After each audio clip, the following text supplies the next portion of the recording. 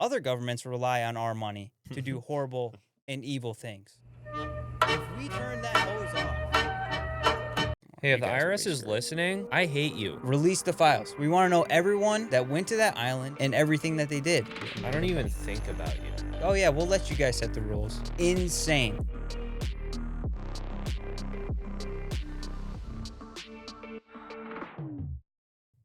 Hello. Welcome to Culture Warfare. I'm in your walls. I'm in your walls. I'm in your walls. Today we're going to be talking about a lot of things. All right, welcome back to Culture Warfare. Today we're going to be talking about will America ever see a shift back to normal, or is it all going to come crumbling down? But before we get into that, let's get into some news updates, real quick, and then we'll get into the main points here. The United States Practical Shooting Association, otherwise known as the USPSA, has been given the opportunity in a court hearing to disclose where all the money for their paying members have gone. What happened to the money? Where is it? Or dissolve. And they have chosen to dissolve. Yeah, Um, Yeah, this comes after like a week after we talked to Focus Trip about it, but apparently it's possibly going away. yeah, so the proceedings are going on pretty much like as we speak. At time of recording, we will probably get more information as the days go on, but I imagine here pretty quickly, next week's episode, we'll have probably a definitive answer on what's going on with USPSA. It's not looking great. So, for all you practical shooters out there, this could be either a very funny day or a sad day, depending on how early or how recently you have joined the shooting sports. For me, I'm relatively new, so it's kind of whack, but if you've been here for a while, it's probably pretty funny.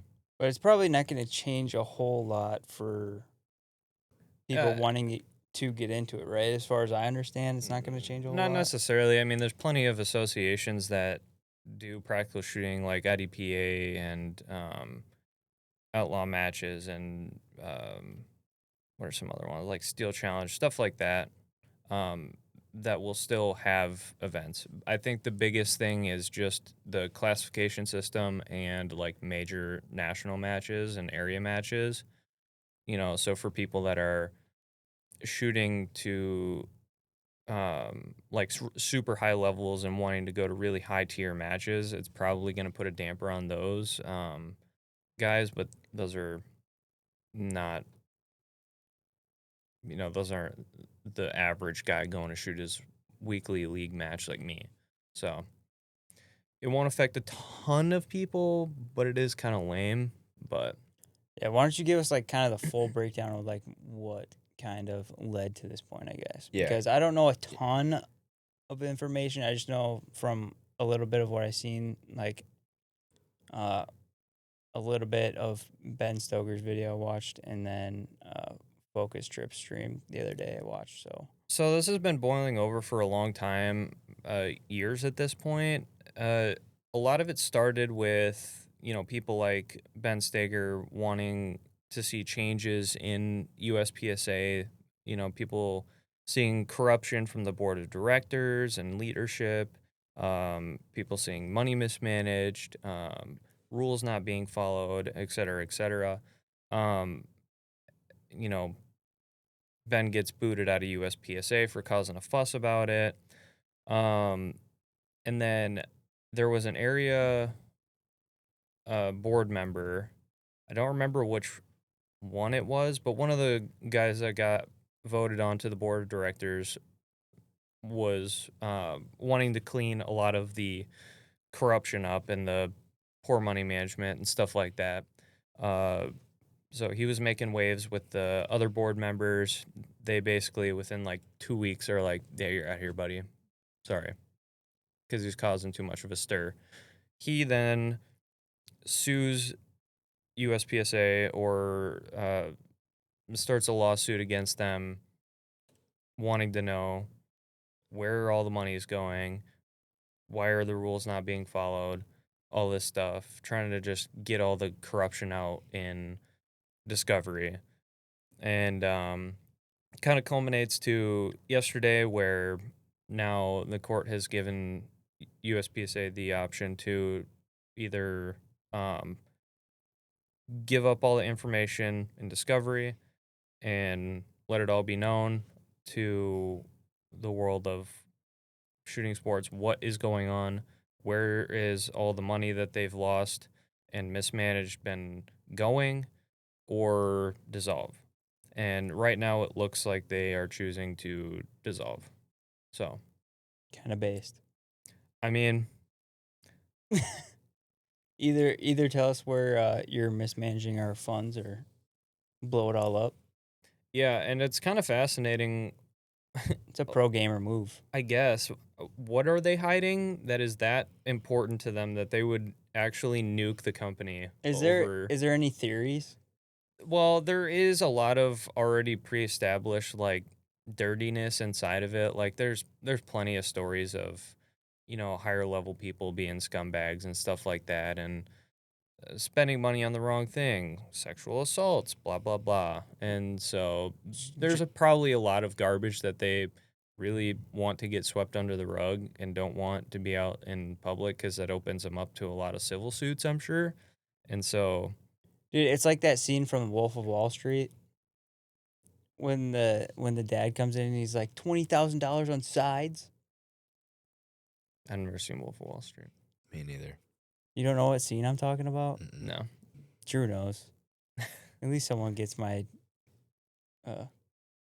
deep, I don't know. Before we movie started quotes. recording, Bo was like, dude, did you like listen to this clip or see this clip from this podcast or whatever with these people? I'm like, I don't know who those people are. I've never watched that podcast in my life. It was Mark Normand Don't know who that and is. Shane Gillis.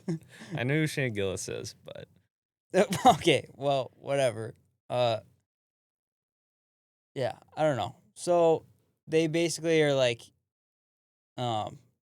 instead of, and part of it was like they had to abide by like new bylaws or something like that too. Right? yes, there was a set of new bylaws that that one area director wanted to have the company kind of follow and restructure it a little bit so that everything was, kind of going smoother, better for the competitors, all this stuff. And they're like, no. Hmm. So So it's just like any other major, corporation or giant organization. There's Yeah, just they the all- top level just gets all the money and they they get just, all the money and they hate you. do a bunch of nefarious things. Yeah. It's Well, all the same. Yeah. Many, Well, many such cases. speaking of the discovery process, we also have the Sean Ryan Dan Crenshaw Oh, situation happened last week. I think it was. I think it was the same day we recorded last week. Yeah. It was Um, like right after we recorded, Sean Yeah. Ryan had his stuff, and we are like, come on, that would have been perfect. Yeah. But whatever. So if you don't know, if you live underneath a rock, Sean Ryan on one of his podcast episodes said something about Congress members, not naming anyone specifically. You already named him. Well, this is part of the deal. Is like he didn't even name. He didn't name them. He didn't yes. name him in the episode that the problem started from. He was just talking about a Congress member who had a bunch of money to pay for, Steve Aoki to go to his 40th birthday party, and how, U.S. Congress members have a salary of $140,000 a year, but yet all of a sudden, after a couple of years, they're all worth millions and millions of dollars, and was raising a couple questions about it. And in response to that, Dan Crenshaw sends a semi-threatening message to Sean Ryan.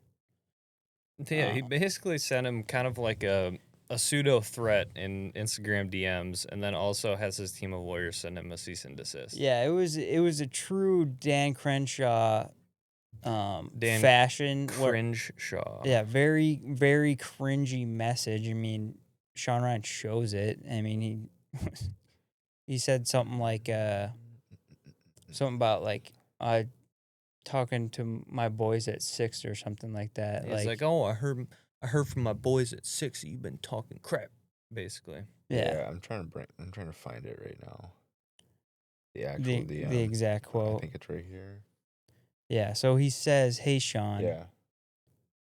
Some of my boys at 6 told me about your indirect swipe at me.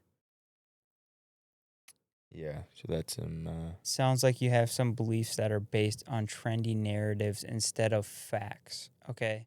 What So- beliefs are based on trendy narratives that Congress people only make $140,000 a year, but somehow become millionaires after 2 or 3 years in office? Right, How like- is that?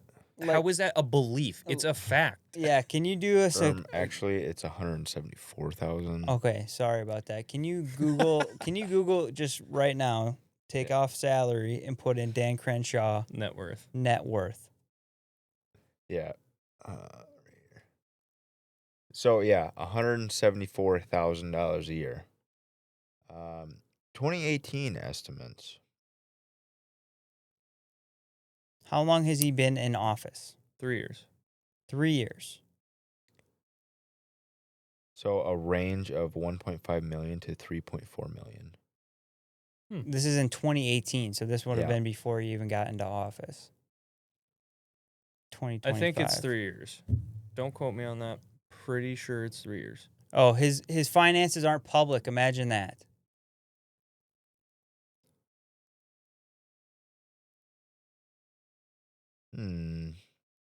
Go back to the other thing. Oh, this is like a A stock trader Yeah. tracker. So Okay, so this he is said in an interview that mostly is from real estate property. the interesting thing about this is that he said that he only has like $20,000 in the stock market. and it's currently saying Well, this is currently saying 56,000 Hmm. just in stock, and then there's this Let's 24 in exchange trade. exchange. Regardless, whatever, it doesn't matter. Yeah. He's gay, cringe, and a butt pirate. So, but regardless of the fact, it says that his actual finances aren't disclosed, it looks like. Right. So, And to be fair, like, yeah, if he's investing in real estate properties, if he's making investments in like actual legitimate investments, fine, that's like no big deal. But like, you kind of made it worse by sending that message to Sean Ryan instead of just saying like, "Hey, I actually have a lot of investment in real estate." yeah. And then You I'd know- like to come on the show to talk to you about it if you'd be interested. Right, and I can explain exactly how, That would have with been $174,000 a year, I can increase wealth. Yeah, that would have been You an know. infinitely better response than sending a cease and desist from his lawyers and a threatening message on Instagram. Right. well, even Because this isn't the first time he's crashed out about people calling him out on being a millionaire off of that salary. He's done it multiple times on many interviews. well, yeah, and it's one of those things where there isn't. I mean, we all know that's what they're doing. I don't think that if you are a member of Congress and you have inside notice on what laws are going to change stocks and what upcoming companies are going to get a giant contract, Mm-hmm. you should not be allowed to trade stocks. Yeah. Of any kind. Mm-mm. I think when you take a job as a government official, your duty is to improve the state of the government for everyone, the public. While you're there, you get in, you do as much change as you can, and you get out. In that time period, you're not allowed to trade stocks. The hard thing about that, though, is they'll just tell their wife or husband about. Yeah, they shouldn't be allowed either. But they're also a private citizen. Then how do you regulate that? By putting these politicians to death. Ah, that took a turn. Okay. The Hat Man's got the bow. No, but like for real, I mean, I don't know how you would regulate it, but you have to do something, right? There has to be there has to be mean- a whole. You have to have a system to where they shouldn't be allowed to do that. They should be afraid to even attempt to do that, right? They should be under heavy scrutiny, and they should be held publicly accountable for doing stuff like that. Bo's DDM4 is in the mail as we speak. I mean, there's Um, already laws against insider trading. There already is, but But- like they're not held accountable to them. Right. No, I Right, mean so there's a lot that's of the laws that issue. are on the books that people get out scot-free with. Right. I mean, not even just government officials. I mean, there's judges right now letting off people for horrible things for no reason. Right. There's zero accountability at the federal level or even the local state level when it comes to politicians. There isn't any accountability whatsoever. No, and this kind of brings us to This Our kind of next brings us topic. to the main point. Okay, so main point that we're going to be talking about today is heavily political, I want to say, but it doesn't really feel political because I don't kind of stuff like everybody knows and talks about. but it is cultural. And there is a growing, I don't know. I don't want to say trend because it's not really a trend. It's getting hard to differentiate policy and cultural morality. Those two are kind of blending together right now, and it is culminating into something that I feel like many Americans feel that, things are not great right now, and they have been trending down for a while. So we're gonna kind of talk about today is like our thoughts on like, is it even possible to like change the trajectory of America through the democratic process and through the, voting for certain politicians? And is there any hope that, you know, voting for these politicians in the current state of everything, is it even possible to make a change that's actually beneficial to America? Because I feel like we don't have that many changes. So I think the thing is yes, America is changeable through the democratic process, but we have to set up the culture and society in a way that allows for that to happen. Meaning, if America is wrought with degeneracy and uh, just terrible people that are running for office, if those people are allowed to run for office, then yeah, of course not. We're not going to get any meaningful good change through the democratic process because the people that are being put there to vote for suck. So I think that it needs to be a societal change of heart first before we can be given the opportunity for us to vote democratically to change it. So if say society nowadays, there's a lot of people that are okay with mutilating children, giving them puberty blockers and stuff like that.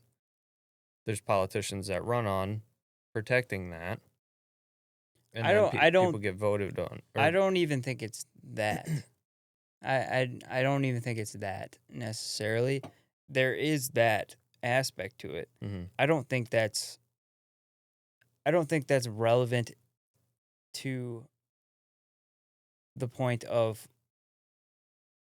is it even structurally possible to even do something like that in general I to think make that a giant policy change? Because the way that our federal government is set up is no one actually votes for policies that are talked about, um, you know, culturally. Mhm. It's just one side is voting against the other side is really what it is. So we have a bunch of blocks R- in between every single time some policy comes up, and they purposely don't want anything to get done because they are either afraid of losing their base or they're worried about, not getting reelected or something like that. So they purposely strategically vote yes or no based on this to Yes, not change but anything. that's my point is because we have those types of people in office, that's how it's going to be. If we have people that aren't scared to anger people within their constituency, or there's people that, regardless of what, you know, kind of backlash they're going to get online or with their peers or whatever, they vote on the principles that they believe in, then yes, it could be possible to change it. But we have spineless retards in office that care about staying in office as long as possible, or I don't even know, enjoying the benefits that being a government official gets them, whatever it may be.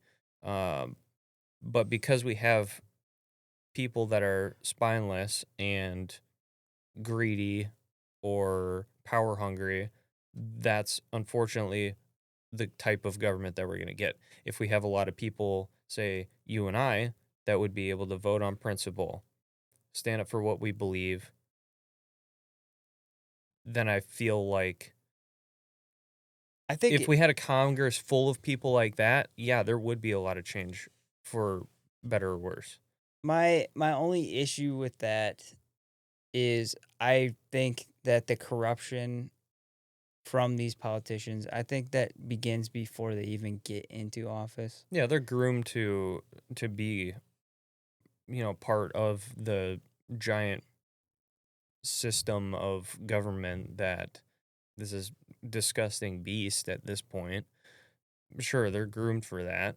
Most certainly. Well, yeah, they all are, and unfortunately, the way it works is for these people to get into office, it takes a lot of money Hmm. for these political campaigns, and that's the deciding factor in most of these political campaigns is how much money do you have Hmm. to go on all these, you know, whatever the heck they're called that no one actually goes to, these rallies or whatever the heck they're doing, the commercials, all that stuff requires money, and the money comes from donors. Hmm.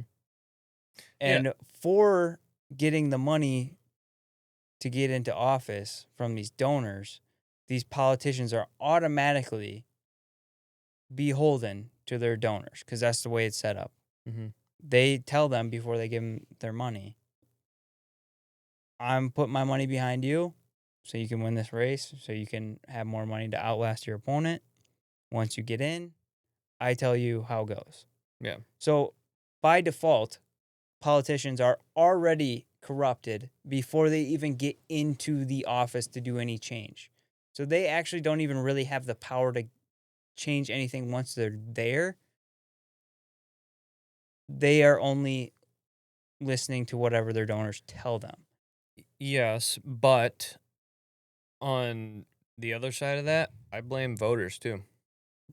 Voters have just as much of a problem as the people that were given to vote for, because nobody wants to go out and actually research what candidate they're voting for, or what, even if they do know how they're voting for, what they believe, what they actually are standing for, or whatever. It doesn't matter the amount of money, uh, because nobody even cares to look into that. Well, So who if has the time? it's Who not hard, I when mean, I go vote, I do a quick Google search. Who is running for this election in my city? And I say, oh, okay, here's the 5 candidates for this position or whatever. And I look, okay, well, this person's this is they write it all out pretty easily. Like, oh, this is who I am. This is what I believe. This is what I'm gonna vote for if I get into office. And you say there, it's like a couple paragraphs, and then you go to the next one. Oh, I don't like that one. Oh, that one's all right. Oh, I like this guy. Oh. Yeah, and then, oh, okay, that's who I'm voting for. But here's the cool thing It's about really not politicians. hard. They can say whatever they want. True, Right. true. Once they get in office, they can go in front of everyone every single day, tell them exactly what they believe. They don't actually have to stand by those things. That's the really cool thing about politicians is once you're in there, you have a locked in, guaranteed job for the next on whatever 2 years, 4 years, whatever it is. Yes, but it's also, if they're not upholding their promise, it's on the people to recognize that and get them out because they can be voted out as well. After the 2 years, Yes. then you have a 2-year waiting period. Well, yeah, but that's just how it is. It's not. That's never ever going to be changed unless they get impeached or something. But I mean, there's That hardly doesn't. ever. That's what I mean. There is no accountability, and then it's another 2 years down the road. Then you have to do the process all over again with the next person, and the next person that gets voted in, they also have the donor. They could have the same donor, and this happens all the time. You hear about it with politicians that regular politicians or people that are decent people that are running. They talk about it all the time, like, oh, I had support from this donor Mm-hmm. up to the whatever it is, the primaries, whatever. And then all of a sudden they pull out the rug. They pull all their money and they give it to the other guy because of whatever X reason, you know? And it's all controlled by donors. Well, I think that if that's the case, then we need to just not have donors. But then you run into the problem of now it's just the richest person winning the elections because they get their face out there more. Right. Which furthers my point with I don't see it happening. I don't even know where you would even start. You can go down the list of what is all wrong with America. You can go down the list. There is nothing, everything that the federal government touches, it turns to crap. And it, there's so many things that need to be fixed that it almost seems like it's a huge uphill battle to fix this through the democratic process. And there's so many things. Like, I don't think there's one thing that you can go to, like, and point at and be like, that's the problem. Everyone get on board. We need to fix this one thing, and then we can make this a fair fight. I No, don't think you can point to one thing and be like, all right, we can fix that, and then we can, work on the other stuff. You know what I mean? I think there are things that are more important than others. We can set priority lists, whether, it be, okay, right now the economy is our biggest focus. We need to get that sorted out. We need to, like, inflation needs to stop, zero. We need to figure out how to strengthen the dollar again because it's in the toilet. Once we get that figured out, our economy's in a good spot, whatever, then we can move to immigration and get all these Somalis, all these Africans, just get them all out of here. They're here illegally. They're causing problems in our society. Get them all out. Okay. We're kind of, immigration stopped. We put a close on the borders, legal and illegal. We're stagnant now. Okay. Move on to the next one. So we could set priorities for them, whatever it may be. Obviously, those are just examples of things that are wrong, but I totally forgot where I was going with that point. But I think that there are things we need to take it in baby steps. This is not something that is going to be fixed within our generation. It will not. Because these are huge institutional problems, nationwide problems that take decades to fix. I think what we need to keep in mind is that I forget whose quote this was, but it was something along the lines of like, good men plant seeds of trees of which shade they'll never know. So if we, as Gen Z, take a couple of good steps in the right direction and pass that on to our kids and tell them, hey, we're setting the groundwork for this. We need to, keep working on this, as you guys take the mantle when, they start getting old enough to come into, political power, whatever it is. So I think that I feel like a lot of problems, uh, a big thing in our generation or our lives nowadays is instant gratification because we've got, Amazon delivering packages every day, basically. Uh, we have the access to everything that we could possibly want at the tips of our fingers. And so it's hard to uh, work for something for so long and not see much coming out of it. But if we could just do little things slowly and plant those seeds, that hopefully we can make good changes for America centuries to come. Right. Hopefully. Right. Well, kind of going back to your point of like we can set priorities for what's wrong, specifically at the federal level, Mm-hmm. and just kind of like tackle one thing, move on to the next thing. Mm-hmm. Right now, how it's set up, you have to still vote that in. Yeah. Kind of like what Bo was saying. It's like, okay, we can set those priorities, but how do we make sure those get done? Yeah. You know, The thing yeah, we like this candidate, but that's because the news is telling me I have to like this guy who's a Republican or this guy's a Democrat. Right. And usually you're going to vote for one side. You're not even going to look at what they believe or who their donors are or whatever it is. Mm-hmm. Majority of the time, you look at just whatever party they're affiliated with. So Most people will. most people will, and that's the thing. Majority of the vote is what counts. So I don't know how you tackle that at the federal level. Well, even like just like you said, there is a chance. There is a chance that it could be fixed. It's very, very, very small, and we're talking like 60, 80 years down the line to get progress, to even build momentum to start going the other direction. Mm-hmm. And it could be done, but it would take a ton of focus from everyone in America. And everyone in America would have to be tuned in all the time to this. And most people in America, including myself, I don't really want to think about that. I want to go to work. I want to go about my day. I want to spend time with my children. I want to live my life. I don't necessarily want to be tuned into the political system all the time. No, it's But not good for you either. That's the type of focus that it would require from most of America to do that. So it is possible. It's a very small chance. And then you also have the fact that there is zero accountability at the federal level currently. Like we can just look at today.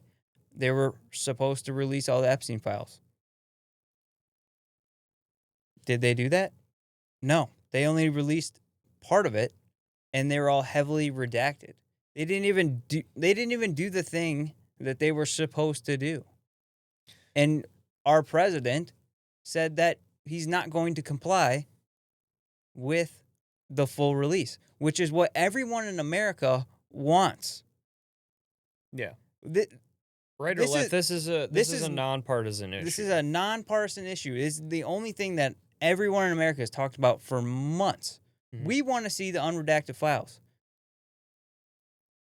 We don't care about the not saying we don't care about the victims, but we don't care about seeing the victims' names, which is what they're hiding behind. Oh, it would damage the victims. Is one of the reasons that they're hiding behind. Who cares? Redact the names. We don't need to know the names. We just need to know their ages. Mm-hmm. Release the files. We want to know everyone that went to that island and everything that they did. That's the only thing that America has across the board. Everyone in America, send them. Yeah. They won't do it. They won't do it because they know that it will. Well, they've said that. They said it would crush the system. It would damage the what did they say? It would be like damaging to national security or something like that. Yeah. Basically saying it's going to incriminate everyone that is anybody who's anybody in a government. In government, giant people who own these giant corporations. Yeah, for sure. Basically, it would incriminate all the people that are messing up everything in this country, or a lot of people that are messing up a bunch of stuff in this country that hold way too much power over the American people. And the American people across the board have been like, yeah, that's fine. The thing that I They're openly admitting that we are being run by a bunch of pedophiles, essentially. the thing that I think about though is that doesn't everybody know this already? Well, we do, but there is no accountability, which is the issue. We know that's the case, and that's why we know who's on the list. Mm-hmm. But knowing who's on the list is not the issue. We know who's on the list because we have the flight logs. We know who went there. Right. We want to know exactly what you guys were doing, and we want you guys prosecuted for what you guys did. Because what happened on that island and the allegations of the things that happened on that island is so evil and disgusting. And the fact that these people are allowed to get away with it and we all could just get to sit by and be like, oh, yeah, we'll let you guys set the rules is insane. It's ridiculous. The thing I wonder too is, did we ever expect them to voluntarily incriminate themselves? Because it's pretty much everybody at this point. Like we said, it's pretty much everybody who's in anybody, whether it be CEOs or politicians, whatever it may be. I don't know why we should have ever expected them to voluntarily send themselves to prison, basically. It. I mean, yeah, it's a tough spot for all of us to be in, but it's just a sad situation or state of affairs where all of the American people, we all want the same thing. We want bad people to not be in charge. And I don't even know how you would even start to rectify that situation because we all know it's never coming out. We all know that information is not coming out. They're not going to. But I don't think it's fair for the American people to just sit by and just have to be okay with it when we all No. know it's wrong. No, it's not fair, but the other point is what are we going to do about it? Like if the government is refusing to hold themselves accountable, somebody has to, meaning the people. How do we hold them accountable without going to prison?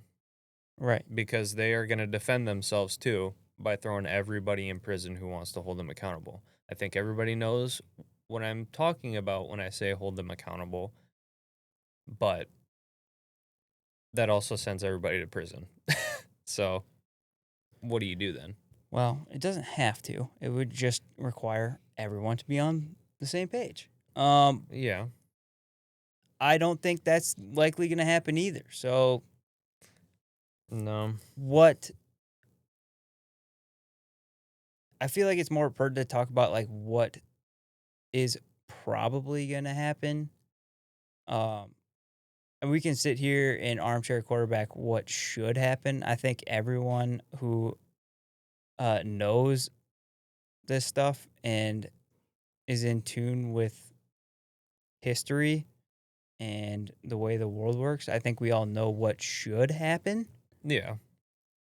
I don't think it will, because that would require an insane amount of coordination or something.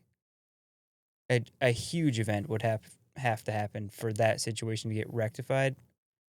And then where would you even start? The thing that um I've thought about is like nothing is going to happen as long as people are comfortable. Because a situation like that, like a revolution or something like that, I'm not tossing out ideas here, but something like that is going to make everybody extremely uncomfortable for a long time. No, it's not. It would It if would that did absolutely happen, crush it the would United States. it would be hell for everyone. And it's Nobody not. wants to go through that. No one wants to go through that. We So it has want. to get to a point where it is already hell before something happens. And right now, we're pretty comfortable. Everybody's got AC. Everybody's got heat in the winter. Everybody has full bellies. Everybody has a car they can drive to work. We've all got smartphones that we can consume goy slop on for ever and ever. We're fine. But it's going to take serious discomfort before anything happens. I think the only thing that I could see that the only thing that could ever, in my mind, I don't even know if this is even true, but the only thing that works with like laws in general, especially like, let's just think small scale. Mhm. Whenever there's a law that the rest of us, the American people, think, yeah, that's retarded, and we don't comply, Mhm. most of the time, it doesn't really get enforced. Think about speeding. Mhm. There's a speed limit on every single road that you drive on. Yeah. In America. How many of you out there are driving the speed limit 100% of the time? I'm going to guess 2 people It's got to in be the world. like so, And one so of them is small. my grandpa. He refuses to drive past the speed limit. So, the only thing I could see is a mass noncompliance I mean, with the federal government. look at like people smoking weed. Right. Mass noncompliance. That's the only thing outside of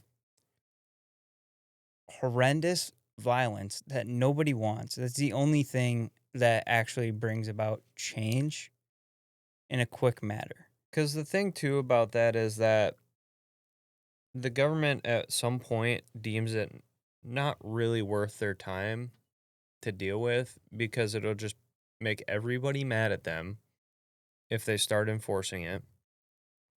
And if they start getting too mad, well, then that causes issues. So there's like, well, throw our hands up and whatever. We're just gonna turn the other way, I guess. Mm-hmm. You know, you might get some petty criminal here or there, whatever, somebody being an idiot and being too loud on social media about the crimes they're committing. And that's about it. Most people go under the radar and are fine. Yeah. So Hey, rule number 1 to committing a crime, don't talk about it. I'm talking to you. Don't tell anybody that you put a stock on your short-barreled rifle or pistol. because we would never. Don't do that. We would never. I don't care if you do. Don't tell anybody. We do care if you do that. Don't Yeah, do don't that. do that. Yeah. Don't do that. I don't care. Don't do that. Don't. Don't. I would never say to do that. Ever. We're gonna have to cut that. Cut that. But yeah, no, I mean, I think, and this is probably gonna get me into a lot of trouble. I hope it doesn't. Oh boy.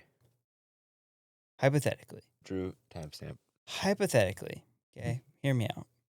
If we all decided, hypothetically, in Minecraft, if everyone decided, I'm not paying for taxes anymore, I'm going to claim 0, and I ain't paying it.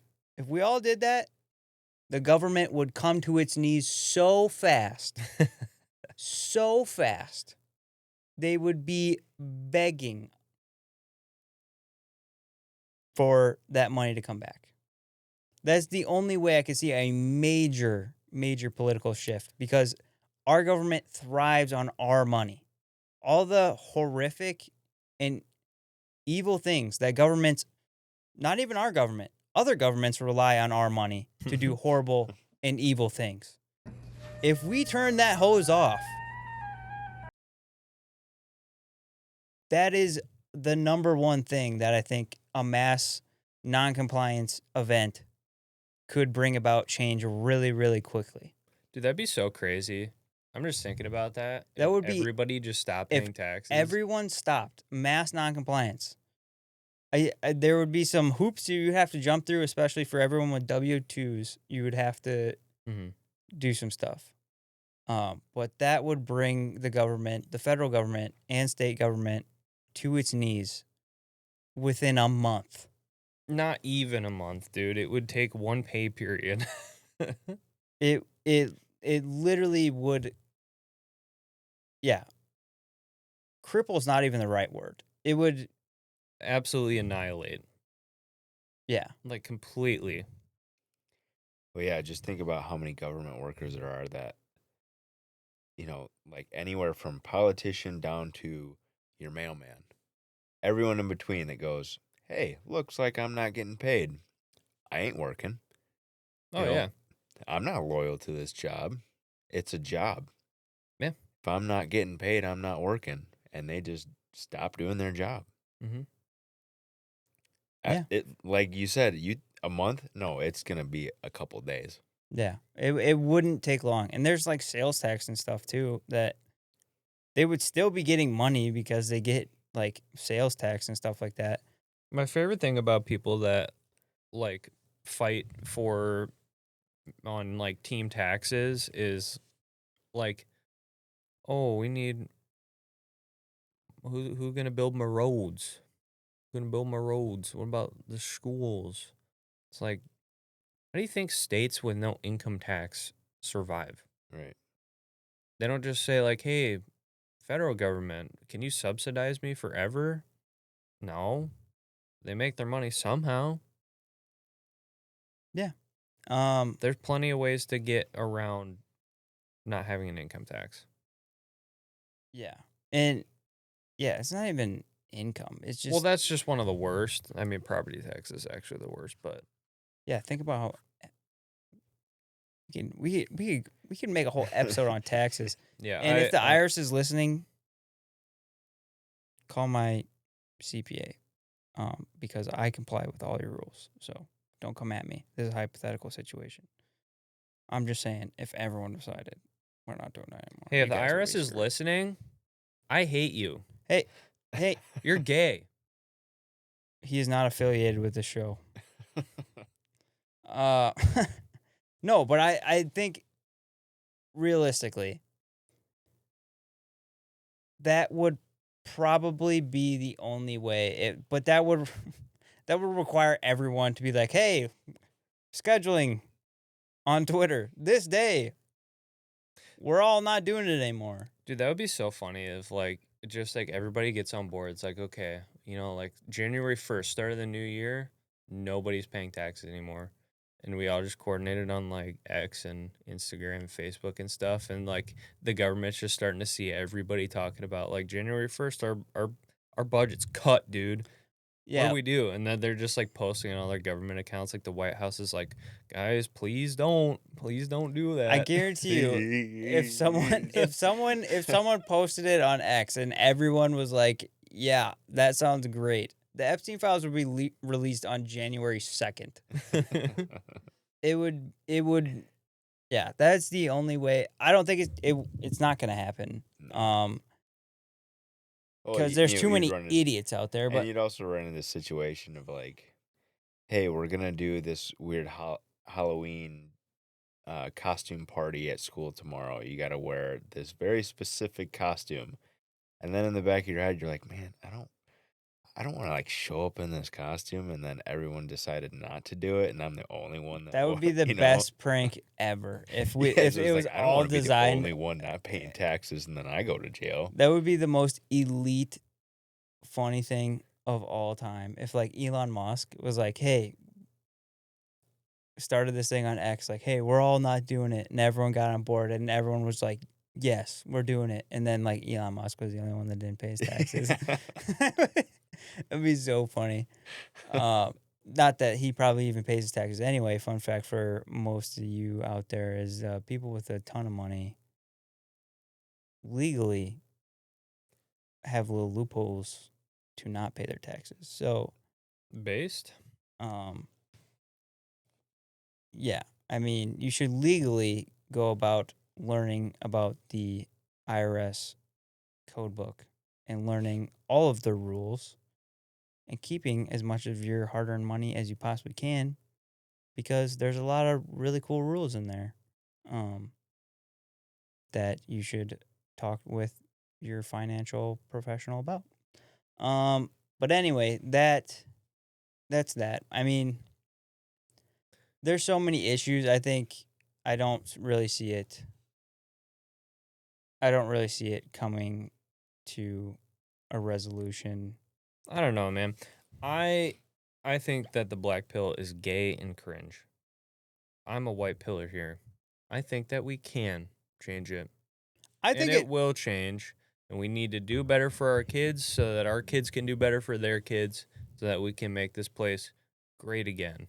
Listen, I'm with you. Doom repelling is gay and retarded. I'm on board with that. I'm also a realist, and I just looking at how everyone is That's this what day they and all age say. is I don't see it happening. Personally, I don't see it happening. I think there's too many deeper issues for it to go away. It's definitely, if we can do it, we should definitely pursue that if we can. If you can't have families, go to church, read your Bible. Well, you should be doing those things You should be anyway. doing those You should anyways. be doing those things anyway, But and you should be going about trying to bring change as peacefully as possible all the time. But you should be prepared for if it doesn't go peacefully. And unfortunately, if you go back historically and look at like the stages of decentralization and like societal collapse, like major policy changes, normally only come after like big events. I forget which events that they are. One is 9/11, one is World War II, uh the Great Depression. A bunch of like something really awful is going to have to happen for a major policy shift. And unfortunately, with the history of America, the way that it's trended in at least the last 100, 200 years, every single time something like a big, horrible event that brings about big policy change, it normally, the end result is something that, the federal government having more power. So it restabilizes for a little bit after this event, but ultimately trickles back down into another mess down the road because we keep giving the federal government more power. And if you go and look at some of the the stages and the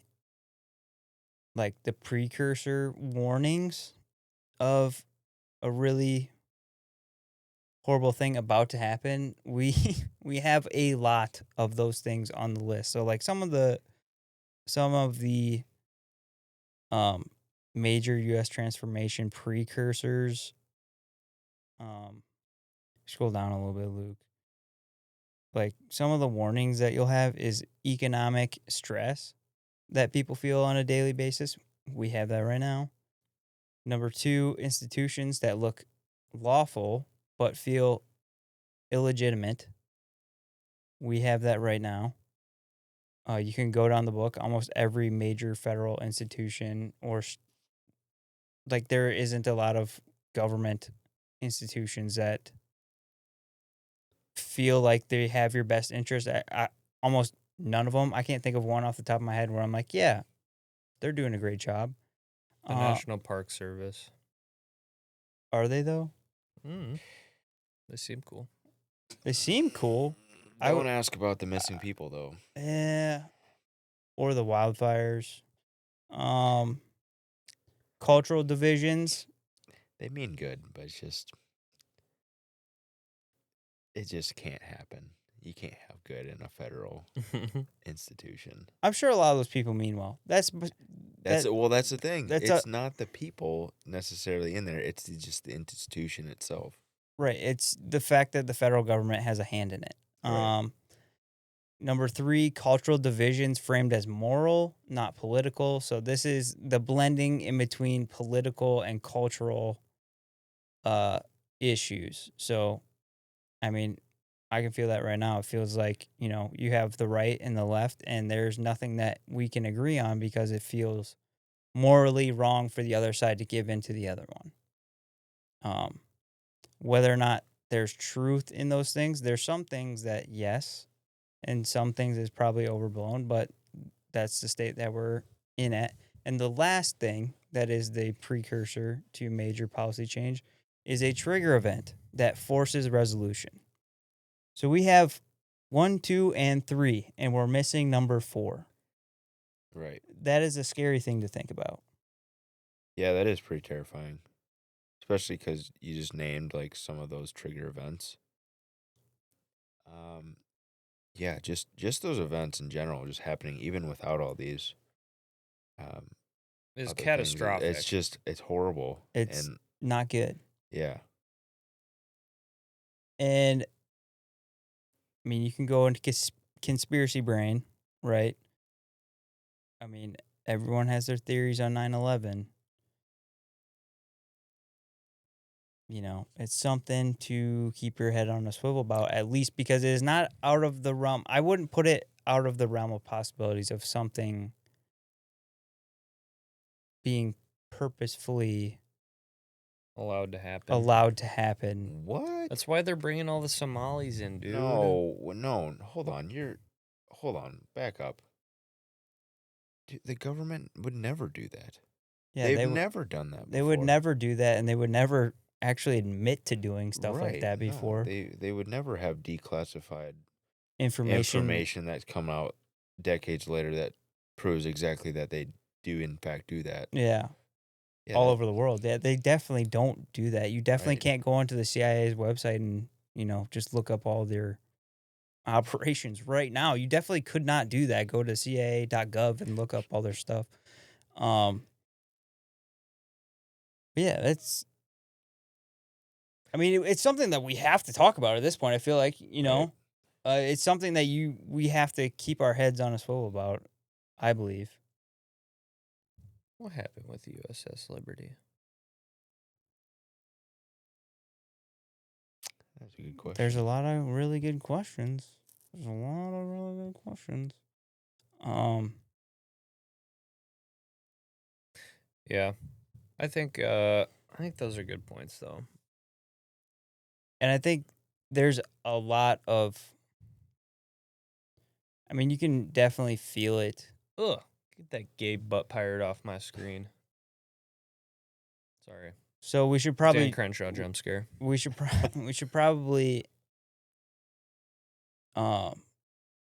wrap up this section and move into the next section, which is talking about being careful about who you listen to in the media in case of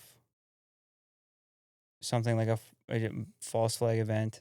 But just speaking about like the trigger events in general, like I know we just had like the Charlie Kirk thing, and we almost had like the Donald Trump assassination thing, and those things were like big, Mm-hmm. culturally big things that people talk about on a daily basis Mm-hmm. and are constantly in the news. But when it comes to a trigger event, we're talking about something that is much, much larger than that. Like I feel like we have a bunch of like little things, like little Right. cracks in the foundation, like where it feels like we're inching towards something. But I think it's important to understand that that is kind of the state of America right now. Is we're kind of just on the cusp of waiting for a trigger event to happen, and that could also not be the case. But regardless, we should wrap this up by saying it is possible. It is possible with a lot of hard work and a lot of focus from the American people, all of the American people, to change it.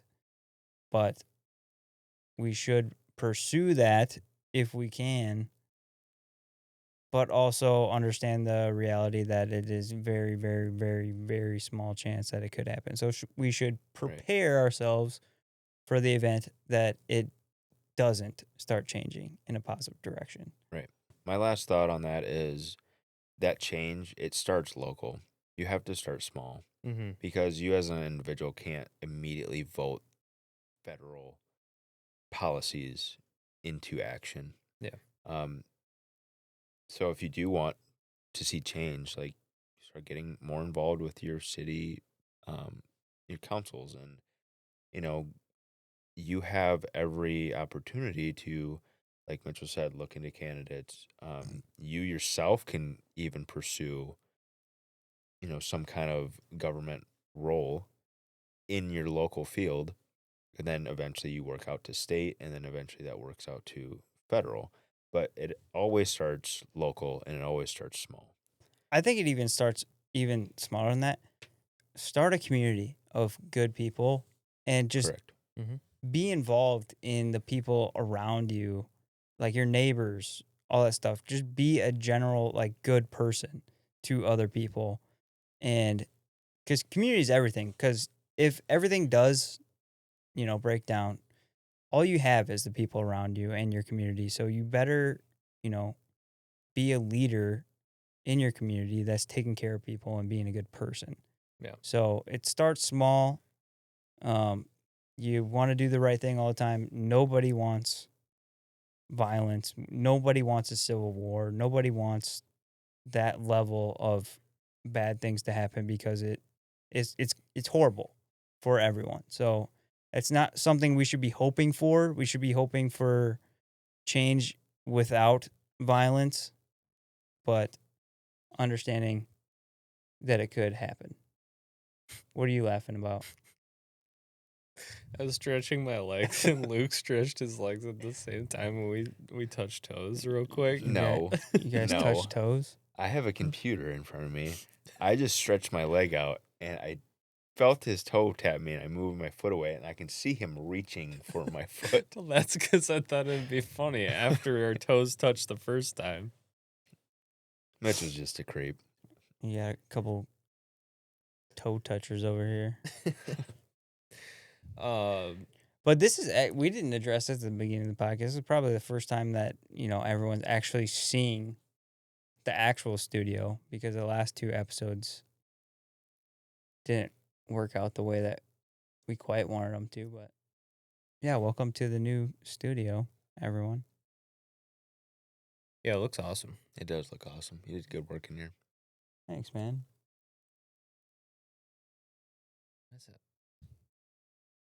What is that scar? Yeah, I mean, that's my baby. It's not the best, but, she gets the job done. It's an ugly child. It's not ugly. It's not ugly. It's a cool looking gun. It is a cool looking gun. I will agree with him. Is it the best gun that shoots 5.56 out there? No. But she's mine, and I will not tolerate any disrespect in this house. Like we always say, cool factor does matter. It's actually everything, yeah. Yeah, right. You don't need to train. Nope. All right. Next section. Did Go ahead. we want to watch the video Of what? that I had? Oh yeah, we didn't get to that. This We did isn't not. like super on topic, but it is kind of crazy. Is that- it that's lighthearted? Can we get to it at the end? No. Well, it has a okay ending, but it's just crazy. We did not screen this video. Can we? Let's save it for the end. I don't want to disrupt the conversation. Okay. Yeah. I mean, you already kind of Stay tuned to the end to watch a crazy video that came out of Mitchell's schizo brain. It may or may I have not bugs be in my cut. skin. Yeah. I need to cut them out. Remember what he said at the beginning of this episode. All right. So with doomsday on the horizon, hopefully not, but I just thought it would be like good to talk about, like, especially like younger people and like our generation is like, be careful about who you're listening to and kind of have like at least like have your antenna up about some of these people. Like I want to get your guys' thoughts on Nick Fuentes. Because he's kind of like the new, like, post Charlie Kirk. He's kind of like not, I don't want to say like leading a revolution, but like he has like the biggest like cultural. He is loud. He's like Yeah. he's like the next man up. Yeah, like he's gained a lot of attention. And very quick. it very, very quickly. I think that my general thoughts on him are he is a symptom of what the left has become Yeah, I agree on with the that. right. Mm. I think that the left has gone so absolutely insano mode over, the past decade or so that our generation has seen that and is now running hard the other way, like with the complete antithesis of it. Now, do I disagree with everything he says? No. Do I agree with everything he says? No. I think he gets a lot right and some things wrong. But I think that he is a symptom of how absolutely nuts the left leaning people have become. Because from my perspective, what I see when I think of the left is people that want to kill their children. They want to, if they have children, cut off their genitals. They want to flood our nation with people who do not care to assimilate and actually want to destroy our culture and heritage here. The list goes on. But I think that at some point, the young right is seeing that and has gotten a visceral reaction of, wow, that is psychotic. I don't want anything to do with that. Oh, this guy over here, he's feeling a lot of the things I'm feeling, or he's saying a lot of the things that I'm feeling here. He's pointing out all these absolutely crazy nuts ideas that the left has, and he's calling it out. I like that. Right. Because nobody else on the right will, because the right has traditionally been neocon boomer, like, oh, like the Democrats are bad. And not, hey, stop importing people that want to rape and kill our daughters. How about we don't do that? Yeah, I definitely agree with that. It his takes are a symptom of that, and that's why he's gained a ton of popularity. It Yeah. feels like he is voicing the frustrations of the younger generation. Because For you think sure. about like our generation, Mhm. why? And this comes from like everyone talking about anti-Semitism. I mean, it's the only thing we freaking hear about all day long, every single day. Is I don't understand this young rise in anti-Semitism. Well, I'll tell you why. It's because we can't afford homes. Even if we could afford a home and we went into a specific community, there's a bunch of immigrants running around and making everywhere dangerous. They don't care to be Americans, like Mitchell said. There's our food sucks. Everyone is fat. Pharmaceutical companies have been pumping us full of drugs our entire lives. The list goes on. I mean, we can name 14 other things. That's why the younger generation is not buying it. So,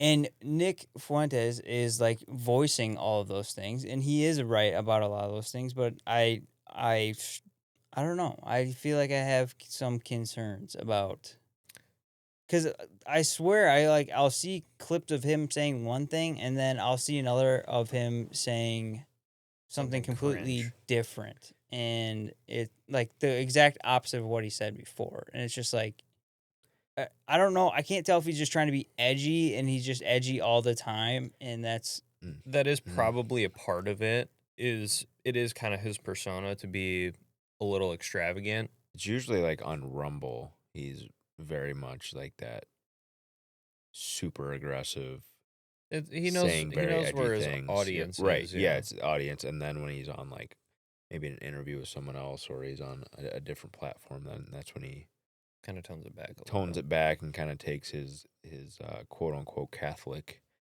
faith side. Um, and so yeah, he does kind of flip flop that persona a little bit. well, even like with the Piers Morgan interview, like that was the most pointless thing I've ever seen happen ever. I mean, he didn't actually like fight back on anything. He was just like, Mhm. yeah. Yeah. It was just it was dumb. Like I'm not siding with Pierce at all. I think he's a retard. Cuck. And you know, why would anyone care what Piers Morgan has to say? I mean, he's from England and He is actually a cuck. there he is actually a cuck, and you know, people, you know, from England and all these other countries, like we don't care what you guys think at all. So quit trying to interject yourselves into I don't American. even think about you. I mean, we're talking about them, so that's I kind of think like your accents sacrilegious. are But gay. who's the edgy one now? That's Right. mainstream. Actually everybody in America thinks that British people are gay and retarded. Well, there's some British people that are getting fed up with it too. So like once you guys keep, you know, fighting. I mean, you guys have a uphill battle as well. But like, Fighting with your fists because you don't have guns. how about like if you're America first? How about let's focus on America and not what British pundits think about your opinions. You know what I mean? It's just like, It is probably just because he has a big platform, yeah, but like who cares? I guess. Who gives a crap? Yeah. You I know? mean, Candace Owens went on his show. What was that, yesterday? Or Yeah, a couple days ago, I think. Yeah. And, but Yeah. that's what I mean. Like that's also a a whole Looney like Tunes bin. that's a whole Goodness. that's a whole like group in itself. And Candace is also on this list too of people you should be careful about who you're listening to. Like, Mm. So, I think you guys know who Ruslan is. Mhm.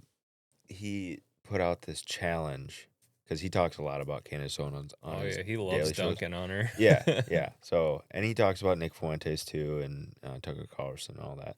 But he put out a 30-day challenge. He's like, just stop listening to them, anyone, for 30 days, and just fill yourself with like good content. You know, listen to sermons. You know, read books. You know, read your Bible. If you're having financial issues, maybe listen to Dave Ramsey. He's like, just do that for 30 days and then see how you feel. See what you're kind of thinking, how your personality changes. And I'm like, I love that. Because like you can get tied into these debates. And even if I can like watch Candace Owens and say, yeah, that's she's acting crazy right now. And some of the things she's saying is crazy. Even I can see that, but then I'm still consuming that content and still kind of get into my head and, oh, you know, it's not producing good fruit. it Even is. if I can see that I don't agree with it. Yeah, you know? it is crazy because like unfortunately, like I have to plug into some of these things just to, you know, just to be able to talk about it on this show and stuff. And Yeah, like you gotta stay informed. it But is, you don't want to drown yourself it in is, Right. this. it is good to know what is kind of like happening in the world, but it's also much better to be able to step back and look at it from a 40,000-foot view where it's like, all right, because you can easily get tied up into that stuff and feel like the sky is falling all the time. And the best thing for me is if I feel like I'm, getting to that point where I'm like, the world is ending tomorrow, like straight doomer pilled, I just go hang out with my kids. I just go hang out with my kids and I spend time with my family. And I'm like, hey, let's go to the water park this weekend. or let's do something with the kids, and just unplug from all that stuff. Leave your phone, leave it at home. Who cares? Just unplug from all that stuff and walk away and just enjoy your life.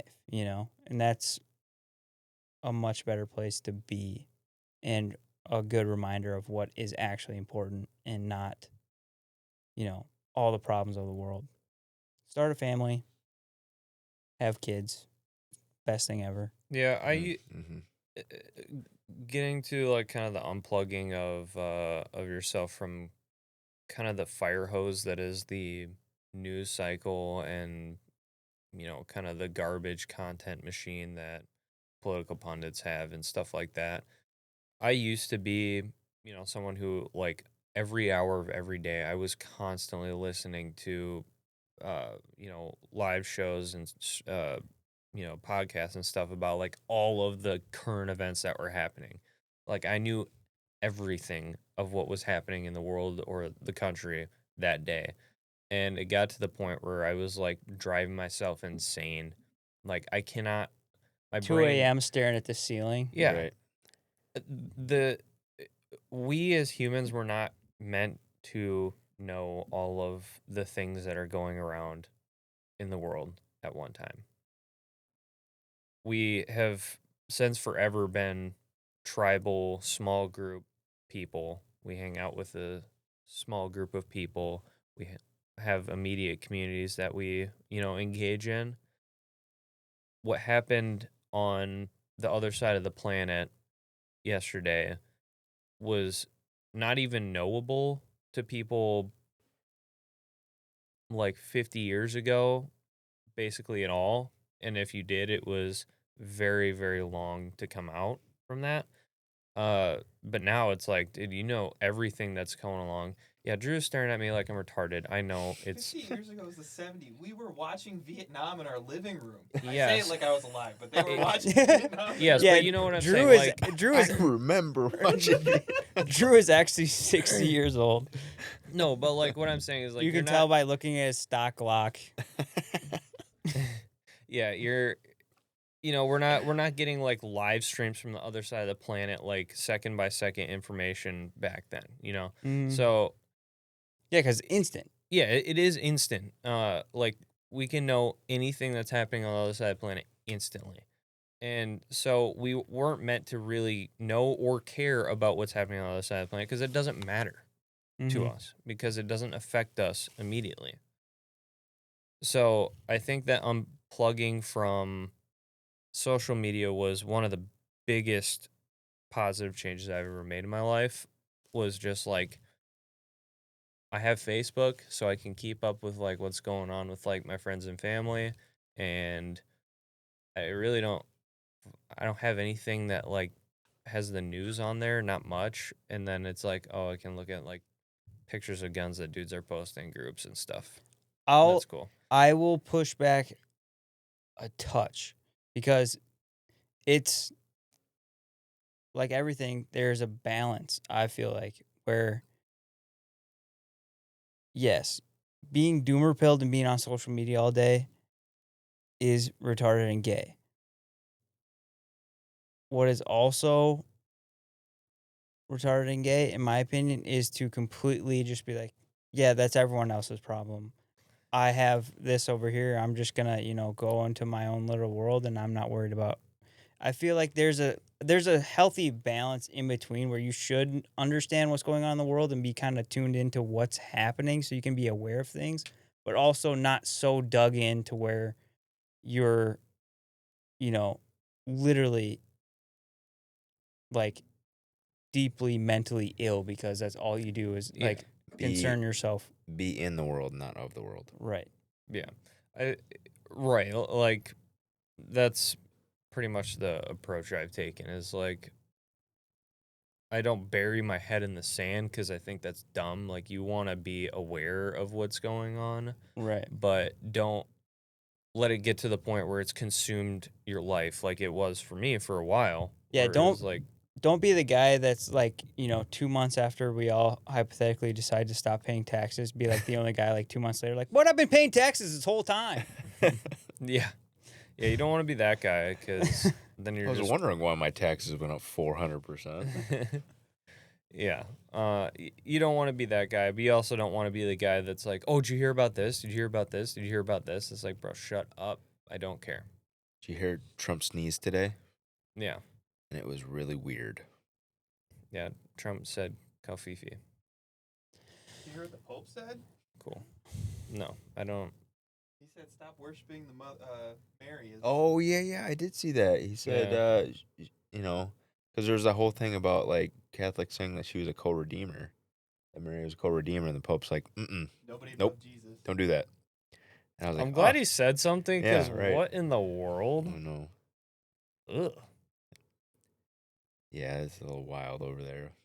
Hey, Listen, I love we you are- Catholics. we have our problems too. So like, Oh, yeah, absolutely. we definitely. That's the one funny thing about Christianity is like, it's probably the biggest, bad part of Christianity that, we shoot ourselves in the foot all the time is we're constantly at each other's throats all the Right. time. Yeah. It's like, hey guys, I think we should be focused on other things right now. You know what I Yeah. mean? Like, Yeah. Hey, do you agree that Jesus Christ is Lord? Yes. Okay, that's kind of where it ends. Let's work on something else. yeah, we can all talk about the theological stuff later, Yeah. especially once we get there. We're all in the same spot. We can all talk about it together. Yeah, And like the Yeah. he can tell the us how retarded we all are. Right. And but yeah, it is funny. But yeah, we all have our problems. But Yeah, the Protestants and the Catholics, the Orthodox, we can all like just get together and laugh and make fun of the Jehovah Mormons. Witness and Mormon. exactly. That I actually will do. I have no problem with that. Yeah, they're a Um, cult. yeah, but Anyway, we're getting a little bit off topic. But the reason why that's relevant is with like, especially when we're talking about like false flags and stuff like that. I have a little theory on Nick Fuentes is like he almost feels like, I don't want to go deep conspiracy brain, but like it almost feels like that level of like super far right talk or like extremist talk where it's like everything is like, screw everyone. Is like it almost feels like it's like a bait to get someone to do something, that's what I think is what the people in power want. I don't Hmm. agree Because then that they it's have someone bait. to blame. I'm not necessarily saying he is bait, but I think it wouldn't be out of the realm of possibility of letting someone like that go buck wild.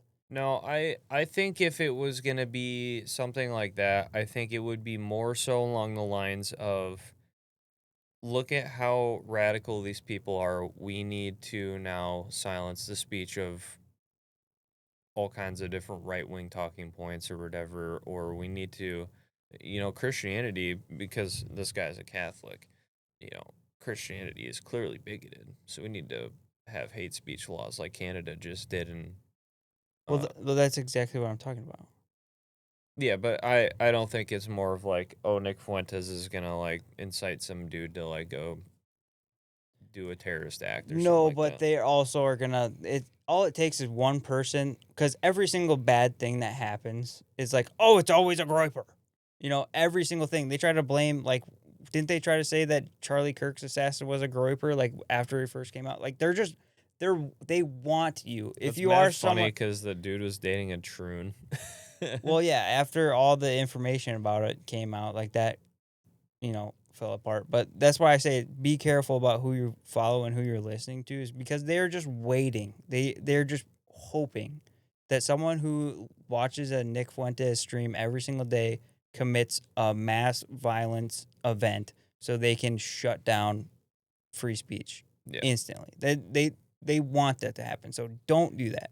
Don't be that guy that falls into that. But Yeah, right. this is why it's important to be careful about who you're following and what you're putting into your head, because I mean, and yeah, they could get the public on board with that right away. something like that happen. I mean, they already want to. Right. Well, I saw a post about how China implemented that if you don't have a degree or if you don't have correct credentials about certain things, you are not allowed to talk about it at all on podcasts at all. So like us right now, we wouldn't be able to talk about anything government because we don't have the credentials to talk about government. You don't. So that's China, right? They are notorious for not having free speech. What? And I was looking at the comments because I was like, that is crazy. You know? Like, I understand, like, they don't want some random Joe Schmo giving you medical advice, but that's crazy they're taking away that freedom of speech. I was looking in the comments, and there's a bunch of Americans that are like, oh, this is so good. I wish we would do that. Well, those are all bots, but Yeah. I mean, it is also bots and it's also retards because if you think about it, like the people who are like, you're not a doctor, you can't talk about medical stuff. Well, turns out all the people that were not doctors were actually correct when we said that the COVID vaccine was a complete sham. And now what? The CDC has posted on their website that it can cause myocarditis heart issues or whatever. What was that? Myocarditis, whatever it is. Right, we heard about this a billion times during COVID. But all the non-doctors, it turns out they were correct. And also with like childhood vaccines, they were also all the non-doctors were actually correct about that. And actually, all the people that got called crazy because they said that, you know, vaccines could cause autism in your child when you shoot them up with a bunch of harmful drugs like 3 seconds after they're born, can mess with them. Those people were actually correct because now you can go on the CDC's website and you can see that it says something to the effect of there's no data to prove that it doesn't, or something like that. Like Yeah, that's an Yeah. admission of. it was an admission of fault essentially. It's the most Right. lightest, you know. Basically, yeah, it's basically saying you can't say one way or another. So saying that it doesn't is false. And all the people that said there's no correlation between autism and childhood vaccines or childhood vaccines and SIDS, Yeah, that's a big one. you guys owe us all apologies. The thing Just saying. the thing to consider, this is for everybody. Thing to consider about the internet. I forgive you anyways. The thing to consider about people on the internet is if you're in a comment section or seeing random posts from people you don't know pop up on your feed or whatever, 99% of them are either a bot or actually retarded.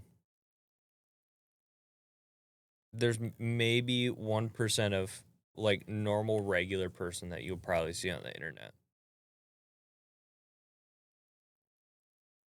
Yeah, I look so at crazy. comment sections and I'm just like, wow, these are either bots or Which is actually like kind of literally brain dead. which is actually kind of poetic because the craziest person in the room right now doesn't even have social media. So True. the most radical of us all is just not on social media Who anymore. radicalized you? I cannot say. What did radicalize you? A lot of things. Black Ops. Black Ops 1. Hillary Clinton. No. Yeah, cut that. Luke's gonna get cut. I love my life. I'm a great swimmer. I do not look like a deer. Bro, Dude, if they came to Wendigo quote. suicide you, they would just put a book in front of you and they'd be like, yeah, he tried to read and his brain exploded. You know, when they find out I have a P320, they're like, yes. They're like, yeah, say goodbye to that femoral artery. shot him straight through the safe. An unloaded mag.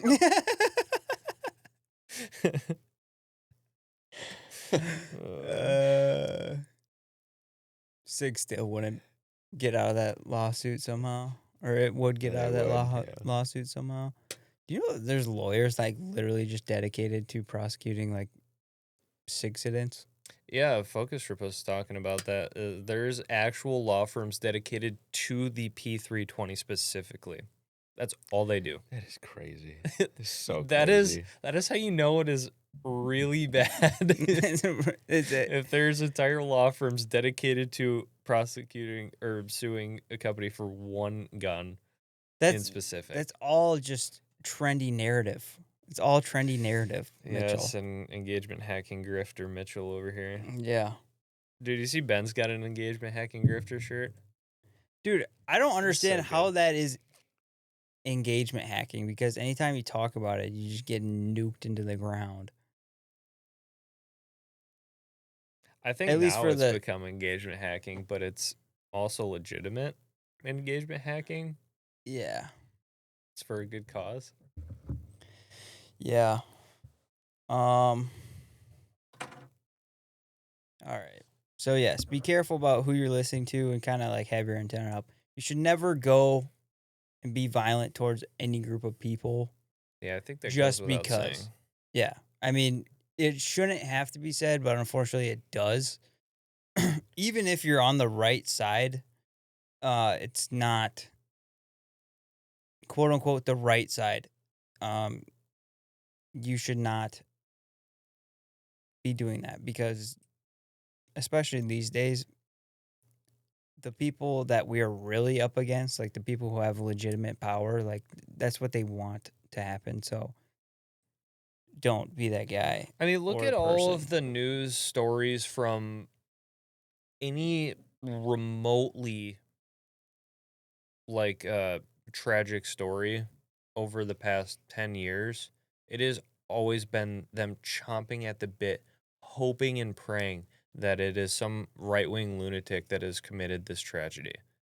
Coincidentally, it never is. I mean, but if you look at social media, it's like, oh, I bet it was, this, some right-wing Christian nationalist or whatever. And it's like, oh, Muslim. Darn. Okay, we're just going to throw that one right under the rug. Drew just choked from that one.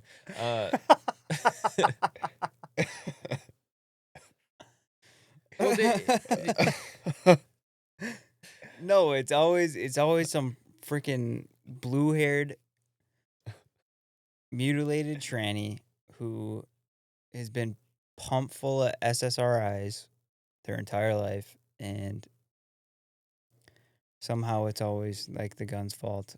But we don't need to have that conversation right now because that's another 6 hours long of data that no one wants to hear because we all know what it says. Trying to figure out how to transition to this third topic here. Transition. We didn't even talk about the Zionist problem, that's a whole nother episode as well. Yeah. We could save that for like an actual topic. I think we should. I think so. There's a lot to go over there. There is, yeah. Especially like the differences between Judaism and Christianity and stuff like that. How they get conflated a lot. Well, even, dude, we could talk about like the word Jew for 20 minutes because there's like 14 different meanings. Jew with 2 O's. Yeah. Whatever. I don't know what deep lore that. JOO. Yeah. That's how you spell Jew to get around the algorithm. Oh. Dang. I've been doing it wrong this whole time. I'm a professional anti-Semite, dude. Like that word even means anything anymore. No. I If- mean, dude, it's like all the other words with, the left throws out willy-nilly, racist, anti-Semite, homophobe, all that stuff. I wear those as badges of honor. I don't Well, even care. it's just Right. it literally doesn't mean anything. No, it anymore. doesn't. And I think it's on purpose. Do you? I think so. I think that, well, maybe not I think those it's a in scare specific. tactic. It was at one point, but they think it still works. It doesn't, obviously. I think that's what it started initially as, is a scare tactic. Like, I mean, looking back in the day, like, our parents' generation or grandparents' generation, getting called a racist was like, oh, I'm not a racist. Nowadays, like our generation, dude, people throw that word around like it's, like the or a, it's every other word, dude.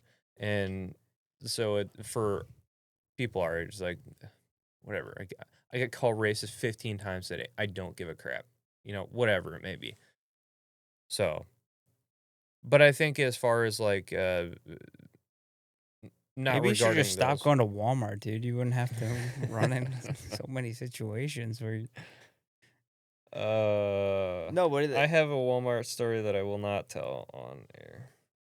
But Many such cases. many such Yeah, cases. No, but I think that just the breakdown of language is purposeful. Well, I think it's still a legitimate scare tactic, especially with like the anti-Semite stuff. Like, whatever you want to talk, like Israel does have a lot of power with APAC in our federal government, and it's, in my opinion, like they're occupying our federal government at the moment. Like, they're not even hiding it anymore. I mean, we just got an announcement of like what is that freaking organization called? Like some organization like anti-Semitism or something like that. Something stupid, but talking about how like they're gonna label you and it's gonna follow you job to job, and like I would be surprised if this podcast even is on air on YouTube, to be honest with you. But it is a form of shutting down free speech. Like, you're not even allowed to criticize a foreign government for committing atrocities, which they did do. And USS Liberty. like the things that they did in Gaza is horrific and inexcusable, and everyone's just supposed to be okay with it. Otherwise, you're anti-Semite. Like, it's nothing to do with being anti-Semitic, but whatever. Mhm.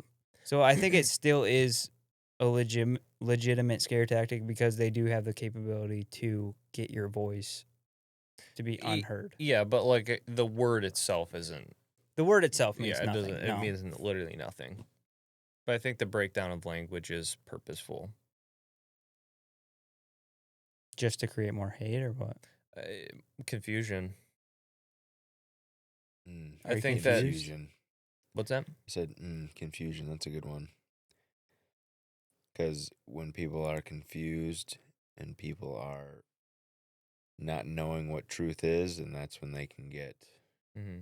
Tricked. extremed. They can get extreme. They can get tricked. They can get manipulated. Mhm. So we know that that's how the adversary works with in confusion. The deceiver. Mm-hmm.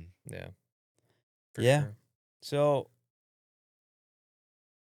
the ending of this episode kind of wanted to, dive into a little bit of, we've been kind of like skirting around the word violence this whole episode. Not me. I need to cut bugs out of my skin. Well, that's violence against yourself. It's a little bit different, but like, He's on one tonight. he really is. We teed it up for him at the beginning. We just kind of let him Dude, roll. It was just- I yeah. got I tested for my purple belt at jiu-jitsu tonight, and I got it, and I am like, I'm off the walls tonight, dude. Yeah, we can tell. Mm-hmm. He's in the walls tonight. I'm happy. Your walls. I'm happy. I'm straight up having a good time. Yeah. Yeah. So, last topic for us, I think it's important to, from a Christian standpoint, when it comes to violence. When is it justified? What does the Bible say about violence for Christians? Yeah, is violence justified from a biblical standpoint? Is a very interesting topic because I think it's one that not a lot of people, especially in church, you don't really hear.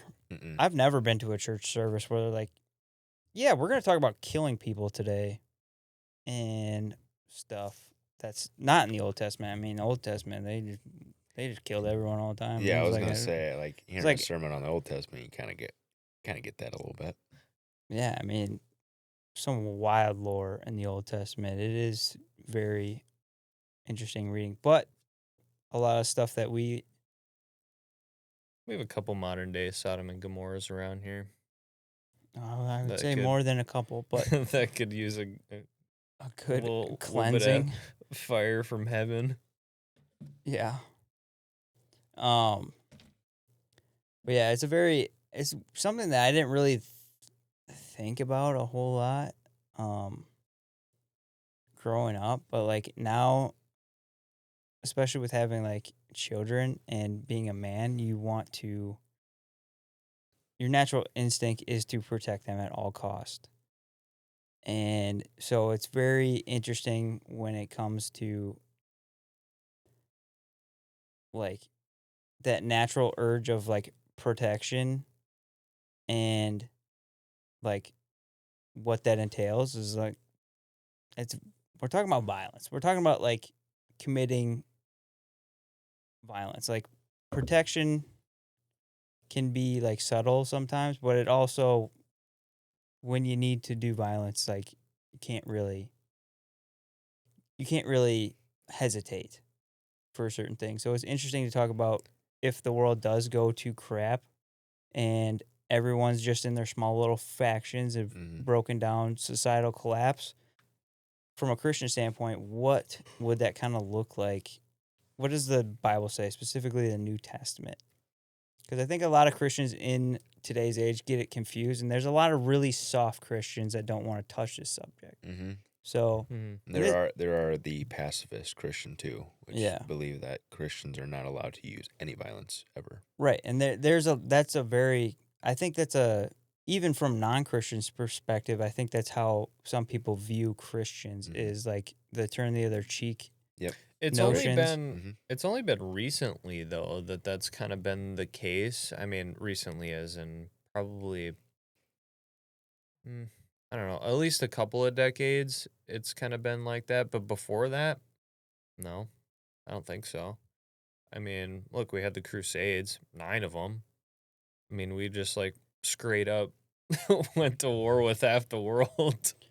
Yeah, and even if you're not a Christian, like I think there's some morals that come from the New Testament that are pretty virtuous. Like even if you're not a Christian, I think it's something that morally I think you'd be able to get on board with that, the very interesting findings at least on the stuff that I looked into. So Well, I mean, there's a lot of religions that see Jesus as obviously Christianity is the only religion that knows Jesus as God because he truly is.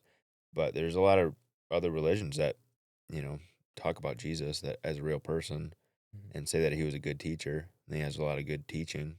So Yeah, even the if you're not existence of Jesus is acknowledged by a lot of different religions. right, or and that he's a good teacher, so he's got a lot of. I mean, like you said, even if you're not Christian, it's just good morals, right. that he teaches us. You should be a Christian though. Absolutely. Yeah, you should. Definitely.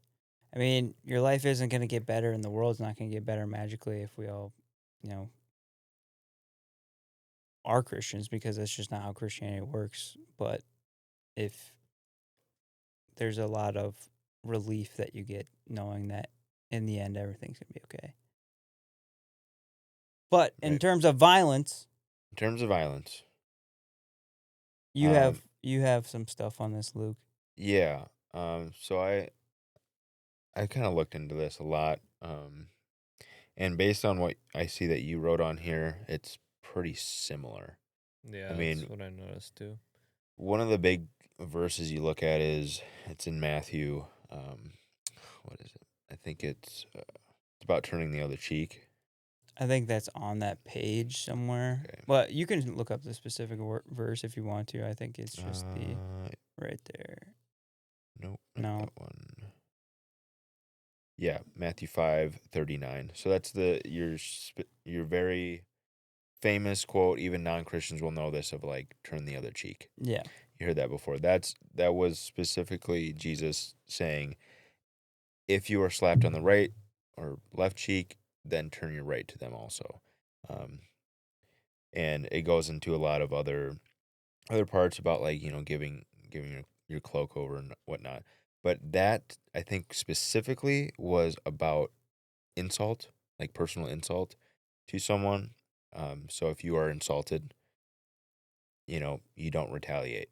You turn the other cheek. You just let it blow off your shoulder. You forgive them, and then you go about your day. Um, I Yeah. don't think that applies to physical assault. I think, yeah, the note that I had and the one that's up there right now that I got is like, this is referring to personal insult and humiliation, and it doesn't necessarily apply to assault, rape, murder, and tyranny. Right. Interestingly enough, tyranny as well, Hmm. which is something that we will get into. So what I think this specifically is teaching us is non-retaliation. Mm-hmm. And non-retaliation is not the same as nonviolence. Yes. And there's plenty of examples why um, that is. I have some examples from Old Testament why violence may be necessary at times, but we can kind of get into that a little bit later if we want to specifically go into New Testament. Um, but my statements that I came up with are, one, there are many examples of just violence in Scripture where violence was justified. Two, I said it before, non-retaliation is not the same as non-violence. Three, if something is good for someone to do, then it's good for a Christian to do. And me and Mitch were talking about this earlier. This specifically, I think, is for those pacifist Christians that they'll say something like Christians aren't allowed to be police officers or they can't join the military. That's what a pacifist Christian believes. Um, but it is okay for a non-believer to be a police officer or in the military because those are necessary to protect people. Well, if it's good for a non-believer to do those things, it's also good for a Christian to do those things, because we know that truth and good and evil are not opinion based. So good and evil doesn't change based on our religion. It just is. Mm-hmm. So what we know as good, what is always good, regardless of who you are. What we know as evil is always evil, regardless of who you are. Isn't there something somewhere where like soldiers were asking Peter how to live or something like that? I thought in my notes I thought I saw it somewhere, but I know like one of the themes is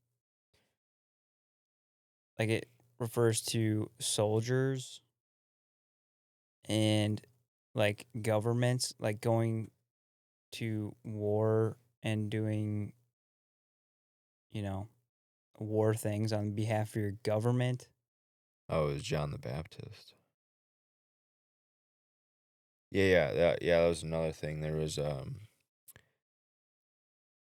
basically these crowds came to be baptized by John, and they were seeking guidance, and so he was talking to soldiers basically how to go about their job. So do not extort money from anyone by threats or fake accusations, and be content with your wages. So when he was saying like be content with your wages, he was like, your soldier is your job. Like, be content with your wages. Don't use your job to, do evil or unjust gain. So he wasn't attacking them being soldiers. Like, he was totally fine with them being soldiers. Mm-hmm. So that is kind of like a direct scripture that says that you can be a soldier. Like, you Mm-hmm. can protect your country in that way, which obviously requires violence. Right. Because that is a form of protection when it is done justly. And an interesting theme about like the relationship between government and like being a Christian is like um you should follow your government's law, but it is not absolute. Like the law of uh the gospel is absolute. So when the government start contradicting the laws of the gospel, that is when that's the crossover into tyranny where things start to change a little bit. Mm-hmm. Jesus didn't say that I couldn't put a stock on my pistol. I think like the biggest, like the two big ones that people talk about in terms of verses is like the turn your other cheek and the one of the 10 commandments, which is people conflict the do not murder, Mm-hmm. which the language is very specific there. Yes. Is people will sometimes translate that into thou shalt not kill, It's not kill, it's murder. which the distinction between kill and murder is vastly It's intent. large. It's very much a different thing. Murder is killing someone just to kill them, and killing someone is not necessarily something you seek out to do. You know what I mean? murder. Right. Murder has intent behind it, a malicious intent behind it. Whereas killing, you can kill somebody with malicious intent, or you can kill somebody with righteous intent. Yeah. Defensive intent, Mm-hmm. righteous intent. Yeah. Killing is like the action. Murder is a Mm. I don't know. It's just a definition for a bad way to kill somebody, essentially. It's a process. It's a heart posture. You know, we know that heart posture is extremely important. Yeah, do you mind scrolling?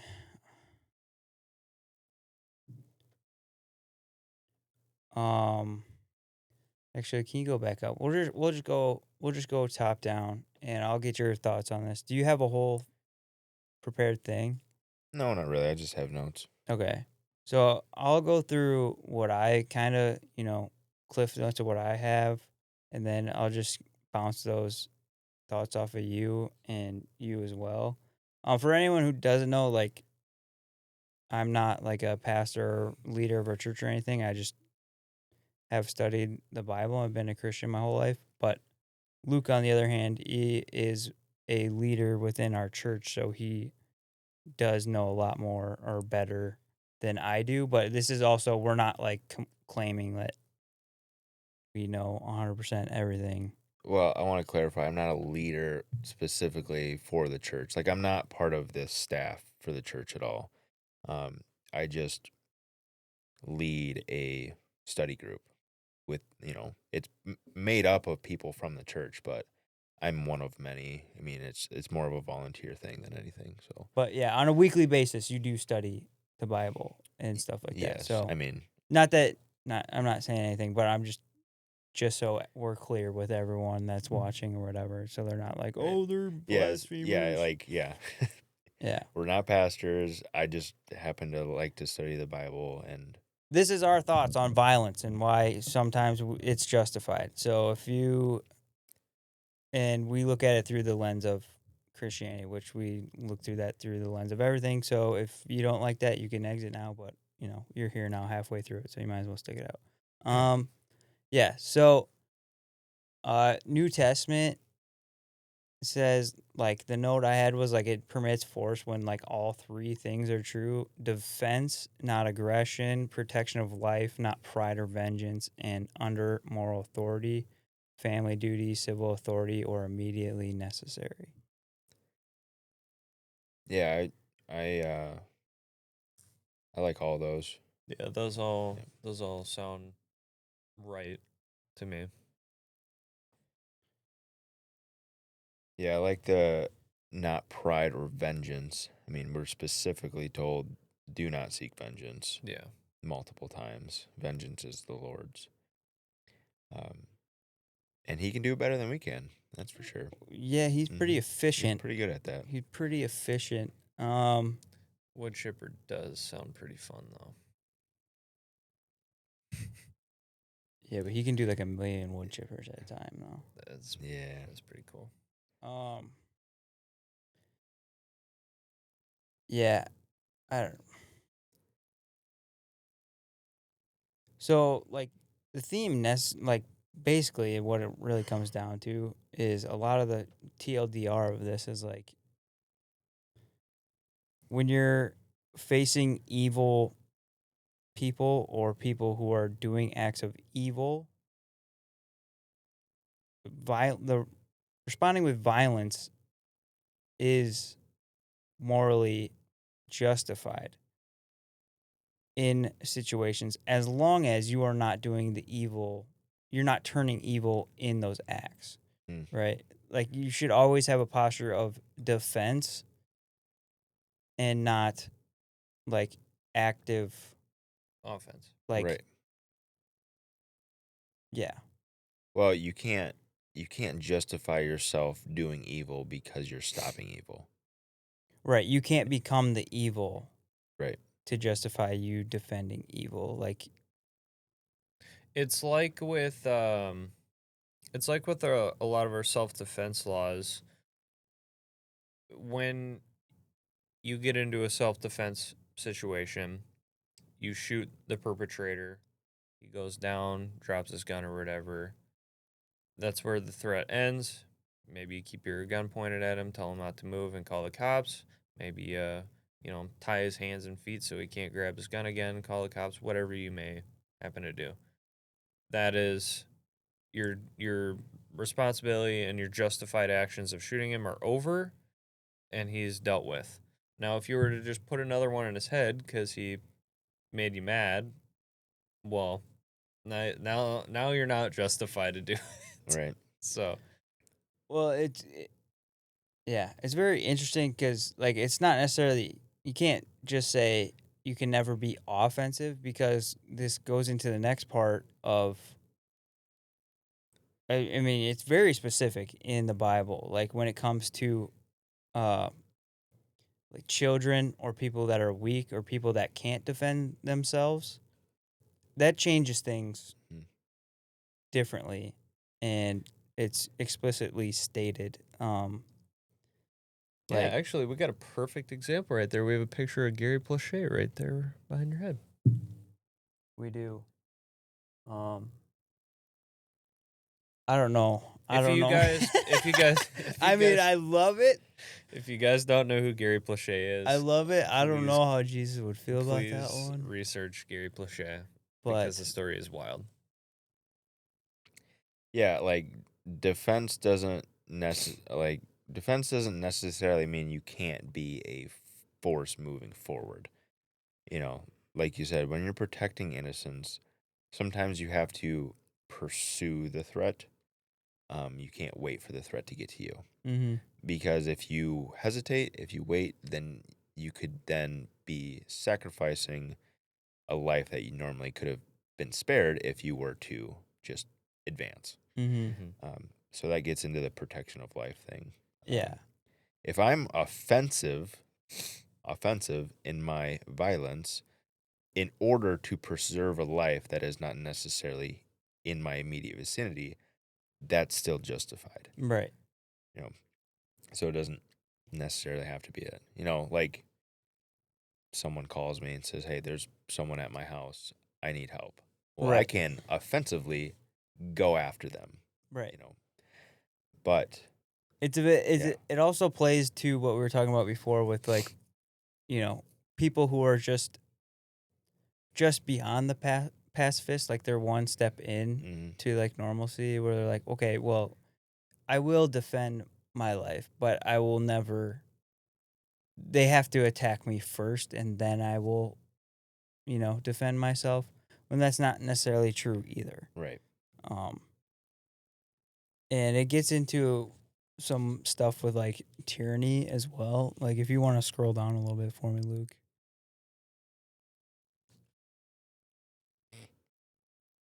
So this is what we were talking about before. Like Christian men are never justified in violence driven by personal revenge, ego or dominance, ethnic or religious hatred, power for its own sake. Right. And I would say personal revenge, that's just retaliation. Ego dominance, that's pride. Ethnic or religious hatred, well, that's hatred. And then power for its own sake, pride again. Right. which is, Right. I mean, you can Greed. find, and greed. You can find countless verses on all those and Mm-hmm. why to avoid those. Yeah. Yeah. And Those are all quick paths to destruction. yeah. And the next thing that we're kind of getting into is like when it comes to being a man and a Christian man specifically, when you go to like 1 Timothy 58, like we are specifically called to be protectors of our family and our community. And it says, if anyone does not provide for his relatives, he has denied the faith. And he's worse than an unbeliever. Essentially, if you're the guy that's like, I'm a Christian, but I'm just not a violent person, or I don't believe in, violence of any kind or whatever. I'll let someone else handle that. You're abandoning your Christian duty, because as a man, you are the head of your household and the protector of those around you. You should be capable of defending those, because that is your biblical obligation as a man. I think that it just from And that's true in like just a regular sense of, I mean, that's just true in life. yeah, and Even that's it, what I was gonna say. Just, any man knows that. Yeah, of course you are responsible for protecting your family. It's just hard coded into your head. well, every man should know. And Yes, but unfortunately, there's a lot of men that have been, brainwashed or right, whatever into thinking that they need to be soft and weak and toxic docile. masculinity. Yeah. Yeah, Yeah. that's bullcrap. I mean, we've seen it hundreds and hundreds of times. Like, the first line of defense is yourself, and something that we preach on the show is like you are not a true man if you are not capable of defending those around you. Like that is your job. That is your number one job, is to protect those around you. And anyone who says otherwise is lying. And it goes against your DNA. Like, I don't really care who you are. That is your job. And it doesn't matter if you're Christian, non-Christian, you know that. So like this is another example of just like truth within the gospel, that you don't have to be a Christian to know that that's just true. Mm-hmm. Right. And yeah, the Bible is very specific about cowards too. Yeah. And FYI, they do not talk about cowards very well. Mhm. Revelation 21 specifically lists cowards in with a whole bunch of sins that their portion is um, like to burn in the lake of fire. Mm-hmm. Yeah, not good. I don't want that. No. So, yeah, being cowardly is directly opposed to being a Christian man. Yeah. And like that's part of like this Romans passage, or not Romans. Uh where was it? The First Timothy. No, Ephesians, where it's, Yeah. husband, love your wives as Christ loved the church and gave himself up for her. So that's talking about how Jesus sacrificed himself for us. So he's specifically calling us to love in a way that is sacrificial to those around us. And there's no greater form or act of love as sacrificing your own life for the people that you love. And so that's another case of, Mm-hmm. not being a coward. If you got to do what you got to do, you can't back out of that. That's your job. Right. Yeah. I mean, look at all of our greatest stories of war heroes, or, you know, i- anybody who's, died in a conflict. All of the most incredible stories are brave men who sacrificed their lives so that their friends could, live another day. Like that's That's a virtue yeah. Mm-hmm. Yeah. that it's rare these days. And it's not talked about enough. Yeah. So specifically, I was also interested in like the topic of tyranny, like when governments become tyrannical. If you wouldn't mind, could you Google the definition of tyrant or tyrannical government for me, Luke? Yeah.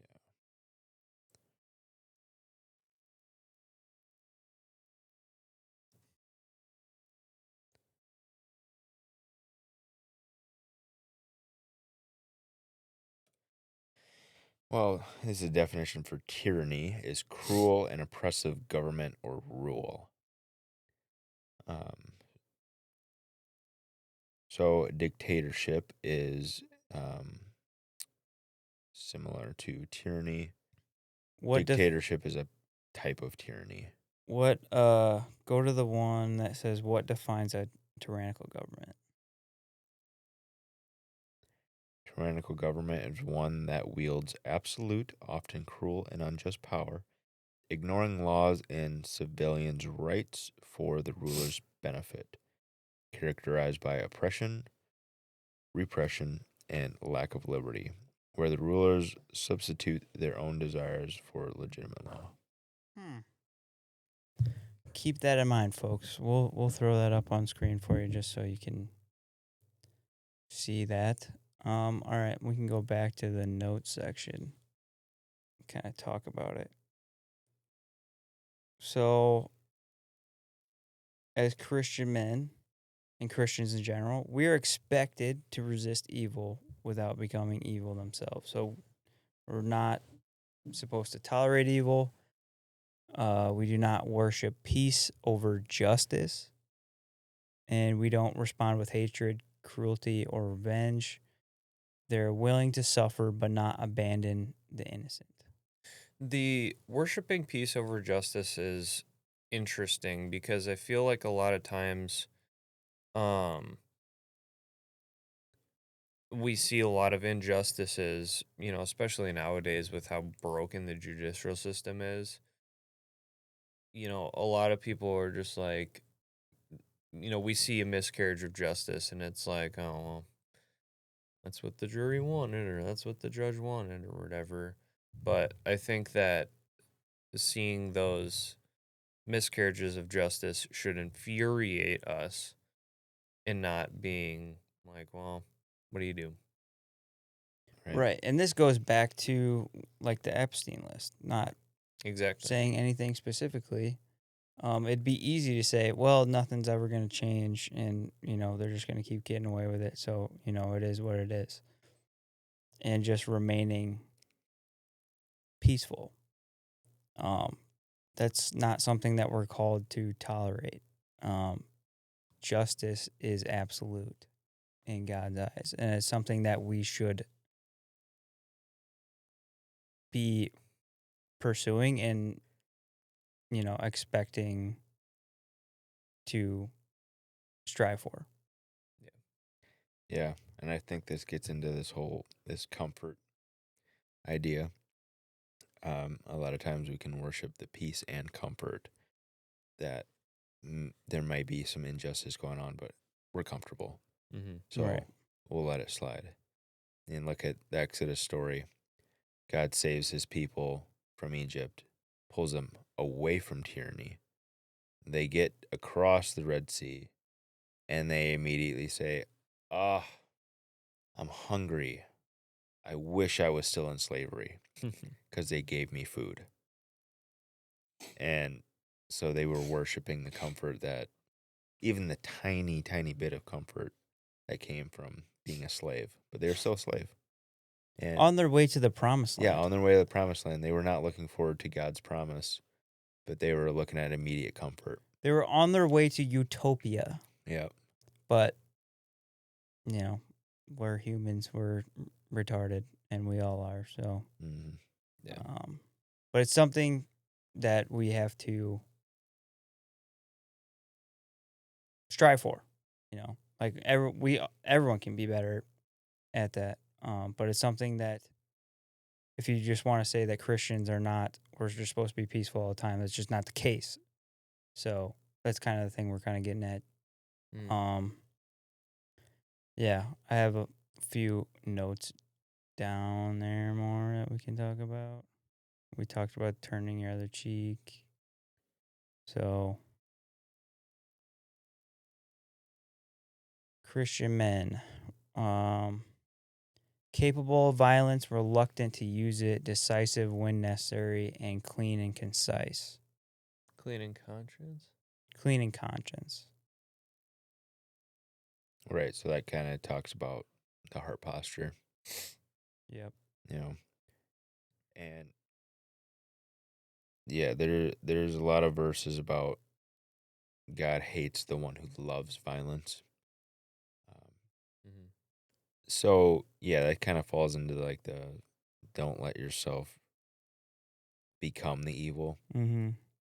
If I am using my God-given right to protect my family, but I'm just so happy the whole time and I'm loving the violence, that is not the correct heart posture. Yeah, you're like I taking should be selfies with the dude's right. corpse You know, that be broken your house. I should be devastated that I have to use violence. Yeah. But Like, it's like failure goes both ways. Weakness that enables evil is a failure. mm-hmm. Brutality that mirrors evil is also a failure. all right. So there's a balance, but there is justification in that, and there's a posture that we have to try to stay in. Yeah. Going back to like, kind of being capable of violence, but being reluctant to use it. I think about like with doing jujitsu and stuff like that, and being like training with my guns. I train those things because I want to be capable if I need it, but I don't ever have to. I hope that I don't ever have to use either of those in my life. If all my money and time could be wasted never having to use them, perfect. That would be fantastic. I hope I don't have to beat somebody up. I hope I don't have to shoot somebody. But if I need to, I can. Now, this kind of gets into the I've seen this argument before about like Christian men are able to protect themselves, able to use violence, but they shouldn't love it. So those guys that are super into firearms, like that's not how you should live. And then I'm like thinking, man, we got a whole podcast about guns. I like it because it's fun. Yeah, right. And it's like I think that there's a line between loving violence and like enjoying, say, like guns. Like we really like guns. It's completely different. It's not like I'm like picturing that I'm like blowing holes through like a Somali and as I'm shooting my Speak for yourself, brown brother. paper USPSA targets, like I'm not like pretending like I'm murdering somebody as I shoot a cardboard target, Right. Like I can still have fun with these tools because Yeah. they are fun. It is fun. It's Well, it's a even- good time. Yeah, But you could just leave that at that. right. You could just leave it at that. I enjoy shooting as a hobby, Right. right? Mhm. Or I enjoy how firearms are made. It's has nothing to do with what it is. It's just I'm interested in how things are made and how things work, and leave it at that. It's a silly point for people that don't really want to think or engage in debate. Mm-hmm. But also, it goes back to what we're called to do. We're called to be capable of violence. So, what would you call training with firearms Right, and being that- passionate about? You are training to be capable to use firearms to protect those around you. Mm-hmm. We're actually called to do that, right? Right. So that it is a weak argument. It is a weak argument for sure. But yeah. We can separate the hobby of firearms from the use that they have Yeah. for that last case scenario. Well, it goes down to everything with guns, right? It's not the gun; it's the intent behind the gun. Right. Exactly. Right. The gun is just a tool. Yep. These guns are gonna sit here. If I never touch them again, they are never gonna shoot a bullet out of the rifle ever again. They're just gonna sit on this wall as a decoration forever. Unless I pick it up and I intend to do something with it. Mm-hmm. So, yeah, it's a weak argument, and that is a good way to wrap up this segment, unless you guys have anything else. I don't think so. I think we covered it pretty thoroughly. I have some closing thoughts for overall that comes out of the Bible, but Yeah, go ahead. I guess my closing thought for overall, like going from tyranny to who you listen to why is there evil, why do we have to be capable of violence and everything. I think that all stems down to what we're told in Ephesians 2 with the world, the demonic, the flesh. We're hemmed in on all sides by evil. It comes from the world that has been corrupted, by ourselves from our sinful nature, and from the demonic spiritual realm. Mm-hmm. And so trying to like separate them, like, oh, I can fight the world, all I have to do is fight the world, or all I have to do is read my Bible and fight the spiritual. All I have to do is be capable of violence. Like, no, all of those things are connected. Mm-hmm. They were all there, so you have to be prepared to fight all of them at the same time, Mm-hmm. which you cannot do by yourself. Yep. You need the power of the other three that is connected as one. That's the Father, Son, and the Holy Spirit. So, Bars? well, can't This take next credit for verse, that. though, these Go bars. go watch Vodi Bachman's sermon on Ephesians 2. I don't remember what it's called. It's called like the world, the flesh, and I don't remember something else.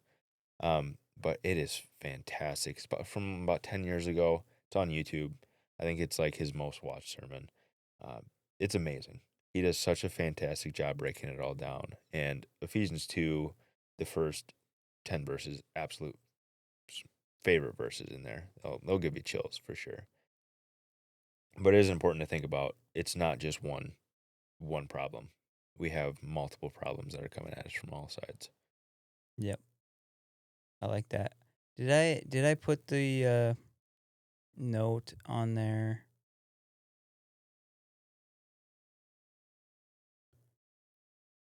Note of what? What? No. I had something that was like specifically. Oh, right here is the last thing with when it comes to tyranny and being a Christian man. It's the bottom one right there. The balance that the scripture demands. Yeah. Christian men must hold two truths at once. Government authority is real but limited. God's authority is absolute. So Preach. Bars? the posture when it comes to the government and your relationship with the government, obedient when possible, disobedient when required, peaceful when effective, defensive when necessary, faithful even if it requires your death. Amen. Amen. Dude, one day we should look into some of these old stories of the saints. There's some pretty cool stories about this is exact setup that they went through. Yeah, we should. That'd be cool. That would be really cool. Mhm. Like, I'll give a little sneak peek to one. There's a story about like a legionnaire from the Roman Empire that converted over and then became a saint, and his story is wild. About like they tried to silence him and he said no, so they cut out his tongue, and somehow he was still talking, so they believed the Holy Spirit was talking through him.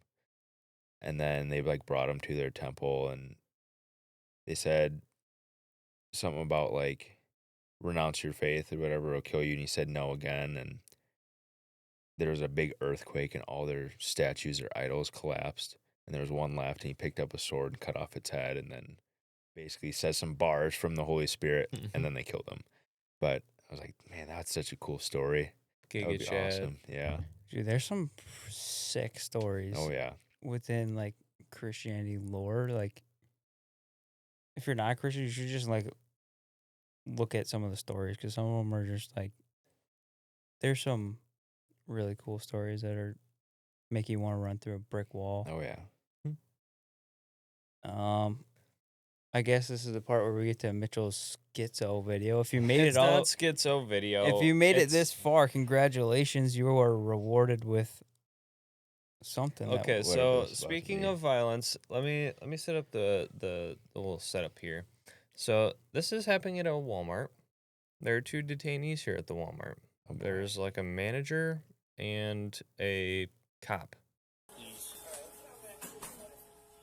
55.50.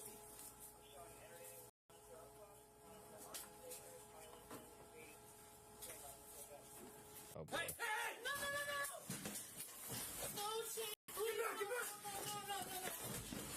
Oh my goodness. Oh my goodness. Rewind that. Holy crap. We hit the mute button on this. Holy crap. So if you're listening, this is a Walmart shoplifting, you said? It was something like that. Yeah, there's these two people here that are, being detained for some reason. I didn't catch that part of the story in, one of the offices at Walmart by a cop and a manager at Walmart. And so homeboy here, it's a girl and a dude. Homeboy here reaches into his jacket or bag or something like that. And as the cop is turned to him, he pulls out his gun and goes to pull a trigger on him, but it wasn't chambered. So then he's trying to chamber it, and now the manager sees, oh, he's got a gun and he's trying to shoot this cop. So he just like bum rushes this guy. This Chad Walmart manager bum rushes this guy, tackles him, and then tries to wrestle the gun away from him. And then the cop gets in there and just absolutely lays a knee into this guy's nostrils and gets him down on the ground and arrests him. But yeah, it is crazy. Yeah, let's watch that again.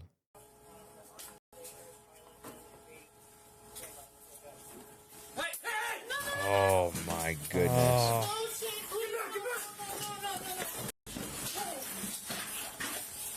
Dude, the way homie's head snapped back from that knee. Oh. Man, that is crazy. Got sent to the shadow realm. Oh, look at this guy's shirt, though. Hold on. Keep playing it. A random bystander is coming in to help. Hold on. Did you hear that click? Yeah, he He had kept it- pulling it.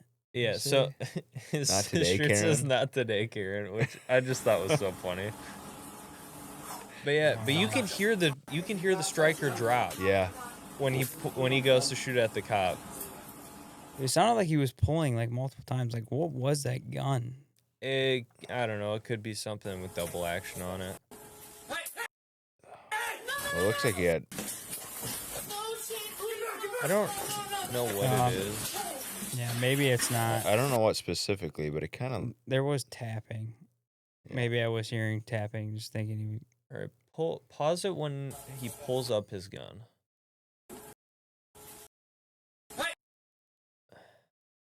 I don't know, man. Oh, dude, that's. It's too hard to It's tell. so hard to Yeah, see. it is yeah. too hard to see. But yeah, he's got that gun pointed right at the cop. Click. Yeah, it's not clear enough. But it looks like a standard striker fire. Yeah, Glock or Yeah. something. Probably Go back to within- that knee. Go back to that knee. Hit mute. I want to see this knee. This is like the Ben Askren Dude, Superman. All right. Superman knee, dude. Boom. Oh, You can my see homie goodness. just get like almost lights out from that knee, dude. His head snapped back, hat flew off, Hey, props to that officer too for not like immediately blasting. mag dumping him. Blowing his. He has a lot move more off. restraint. Right, He's got some Hey, patience. He was able to see like, okay, the gun's not immediately like we can contain him, kind of thing. That was I got in trouble earlier this week for pointing out bad police work, but that right there was good police work. I mean, scary situation, and like that. How unbelievably lucky is that cop that gun wasn't chambered? oh my goodness. it's so scary. It's so scary. And it can happen like that. Like that. Right. Yep. And he was just luckily this guy was that much Just of an so idiot. retarded that he didn't have it chambered before he shot. Yeah. But the thing about this that I also find interesting is that the girlfriend or whoever's reaction is like, she's just like, oh my gosh, like she is like almost in on it too.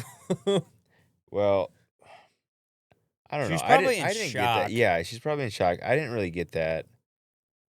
I kind of got more like she knows that he's capable of doing something as stupid as this, but she didn't really think it would happen at this moment. Well, she clearly knows he's a retard, but like she probably wasn't expecting that retarded. Right. Oh, I hitched my wagon to, like, now my life is completely Some different. absolute Retard. Yeah. troglodyte. Right.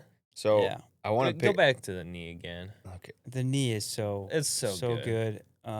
So thankful that this. Boom. Boom. Can we get a freeze frame on his face, dude? I'll Try to try. freeze frame it. Oh. Oh. Yeah, He's man, this feeling video is that, so dude. hard to get. It's so fast. It is so fast. Oh. Oh. Shadow realm, dude. I'm actually kind of surprised that didn't knock him out. I mean, think about it. A full-grown man, like, basically sprinting to you and putting his knee in your face. Yeah. Right. That's gotta hurt, dude. I just want to point out, like, this guy right here, specifically this shot, is the exact opposite of what we were just talking about with Christian men and violence. Perfect. He's using violence for sure, but he's using it all in the wrong ways. Mm-hmm. So he immediately is wanting harm just because of pride, and he wants to get out of this or whatever, and he probably has hatred towards the police officer. He doesn't want to face the repercussions of the situation that he put himself into because he wouldn't be getting detained for no reason. Imagine this is over like a Crunch bar. He stole a Cliff Bar. I don't know what is inside Walmart that is worth the rest of your life potentially, because if, let's say, this guy's going to prison for there's attempted murder. there's no possible good outcome from if he would have achieved what he's on camera. The camera's right in front of his face. Right. Where's he gonna go? Freeze frame right here of him pointing a gun at a cop. This guy is going to jail for a long time for attempted murder. Right. Because that's what they'll get him with, is attempted murder. Also, I'm saying if he would have shot him, like, what was his plan afterwards? Yeah, he clearly isn't. He's got Somalian IQ. To think that this would remotely go well in any way. Yeah. But, and also, like, he's not only one trying to take away a life, the officer. Yeah. But he's also placing his girlfriend, wife, whatever, directly in the crossfire. Yes. Like, if that police officer had to return fire, it seemed like he was a good cop, so it probably she would have been fine. But still, you never know. He's getting shot. He might be slinging some blood back, too. Well, if it wasn't for that Walmart worker either, like, shout out to that dude. He saved that guy's life. Oh, absolutely. Because if he just got it chambered right there. If he doesn't, the cop has to shoot him when he turns around at this point, right? Like, and all three of those people are in danger now. But luckily, this dude. Man, the knee of justice. And then he gives him a 1-2. Yeah, dude, he gives him the right left. So, you can't hear it right now, but he actually is like mumbling, "I'm gonna kill you" to the cop as he's on the ground. And just the kind of tone of his voice or whatever, it sounds like he's high. Like he just slow talk. I'm gonna kill you, man. Like, he just sounds like he's on some crazy crap, which makes sense for his decision-making skills right here. Right. Man. Crazy. Yeah, so that's my video. Crazy video. Well. Aren't you glad you stayed? Yeah. Right. Yeah, congratulations. You were rewarded with watching some dude get sent to the shadow realm and come back. I wonder if we could put that freeze frame of his face. Dude, can we make that the thumbnail? Social media. Can we make that dude's face the thumbnail? I'll, could, I'll try to maybe. do something. Yeah. Well, fellas, got any closing thoughts? Wise words. Don't pull your gun out on cops if that Chad Walmart employee is there and his sidekick cop guy there, this Nia Justice is with him. Because you're going to get jacked up. Also, don't do drugs. Yeah, that's probably good. Yeah. Read your Bibles. Even Yeah. if you're not Christian, it's probably good to read it. It's a good book.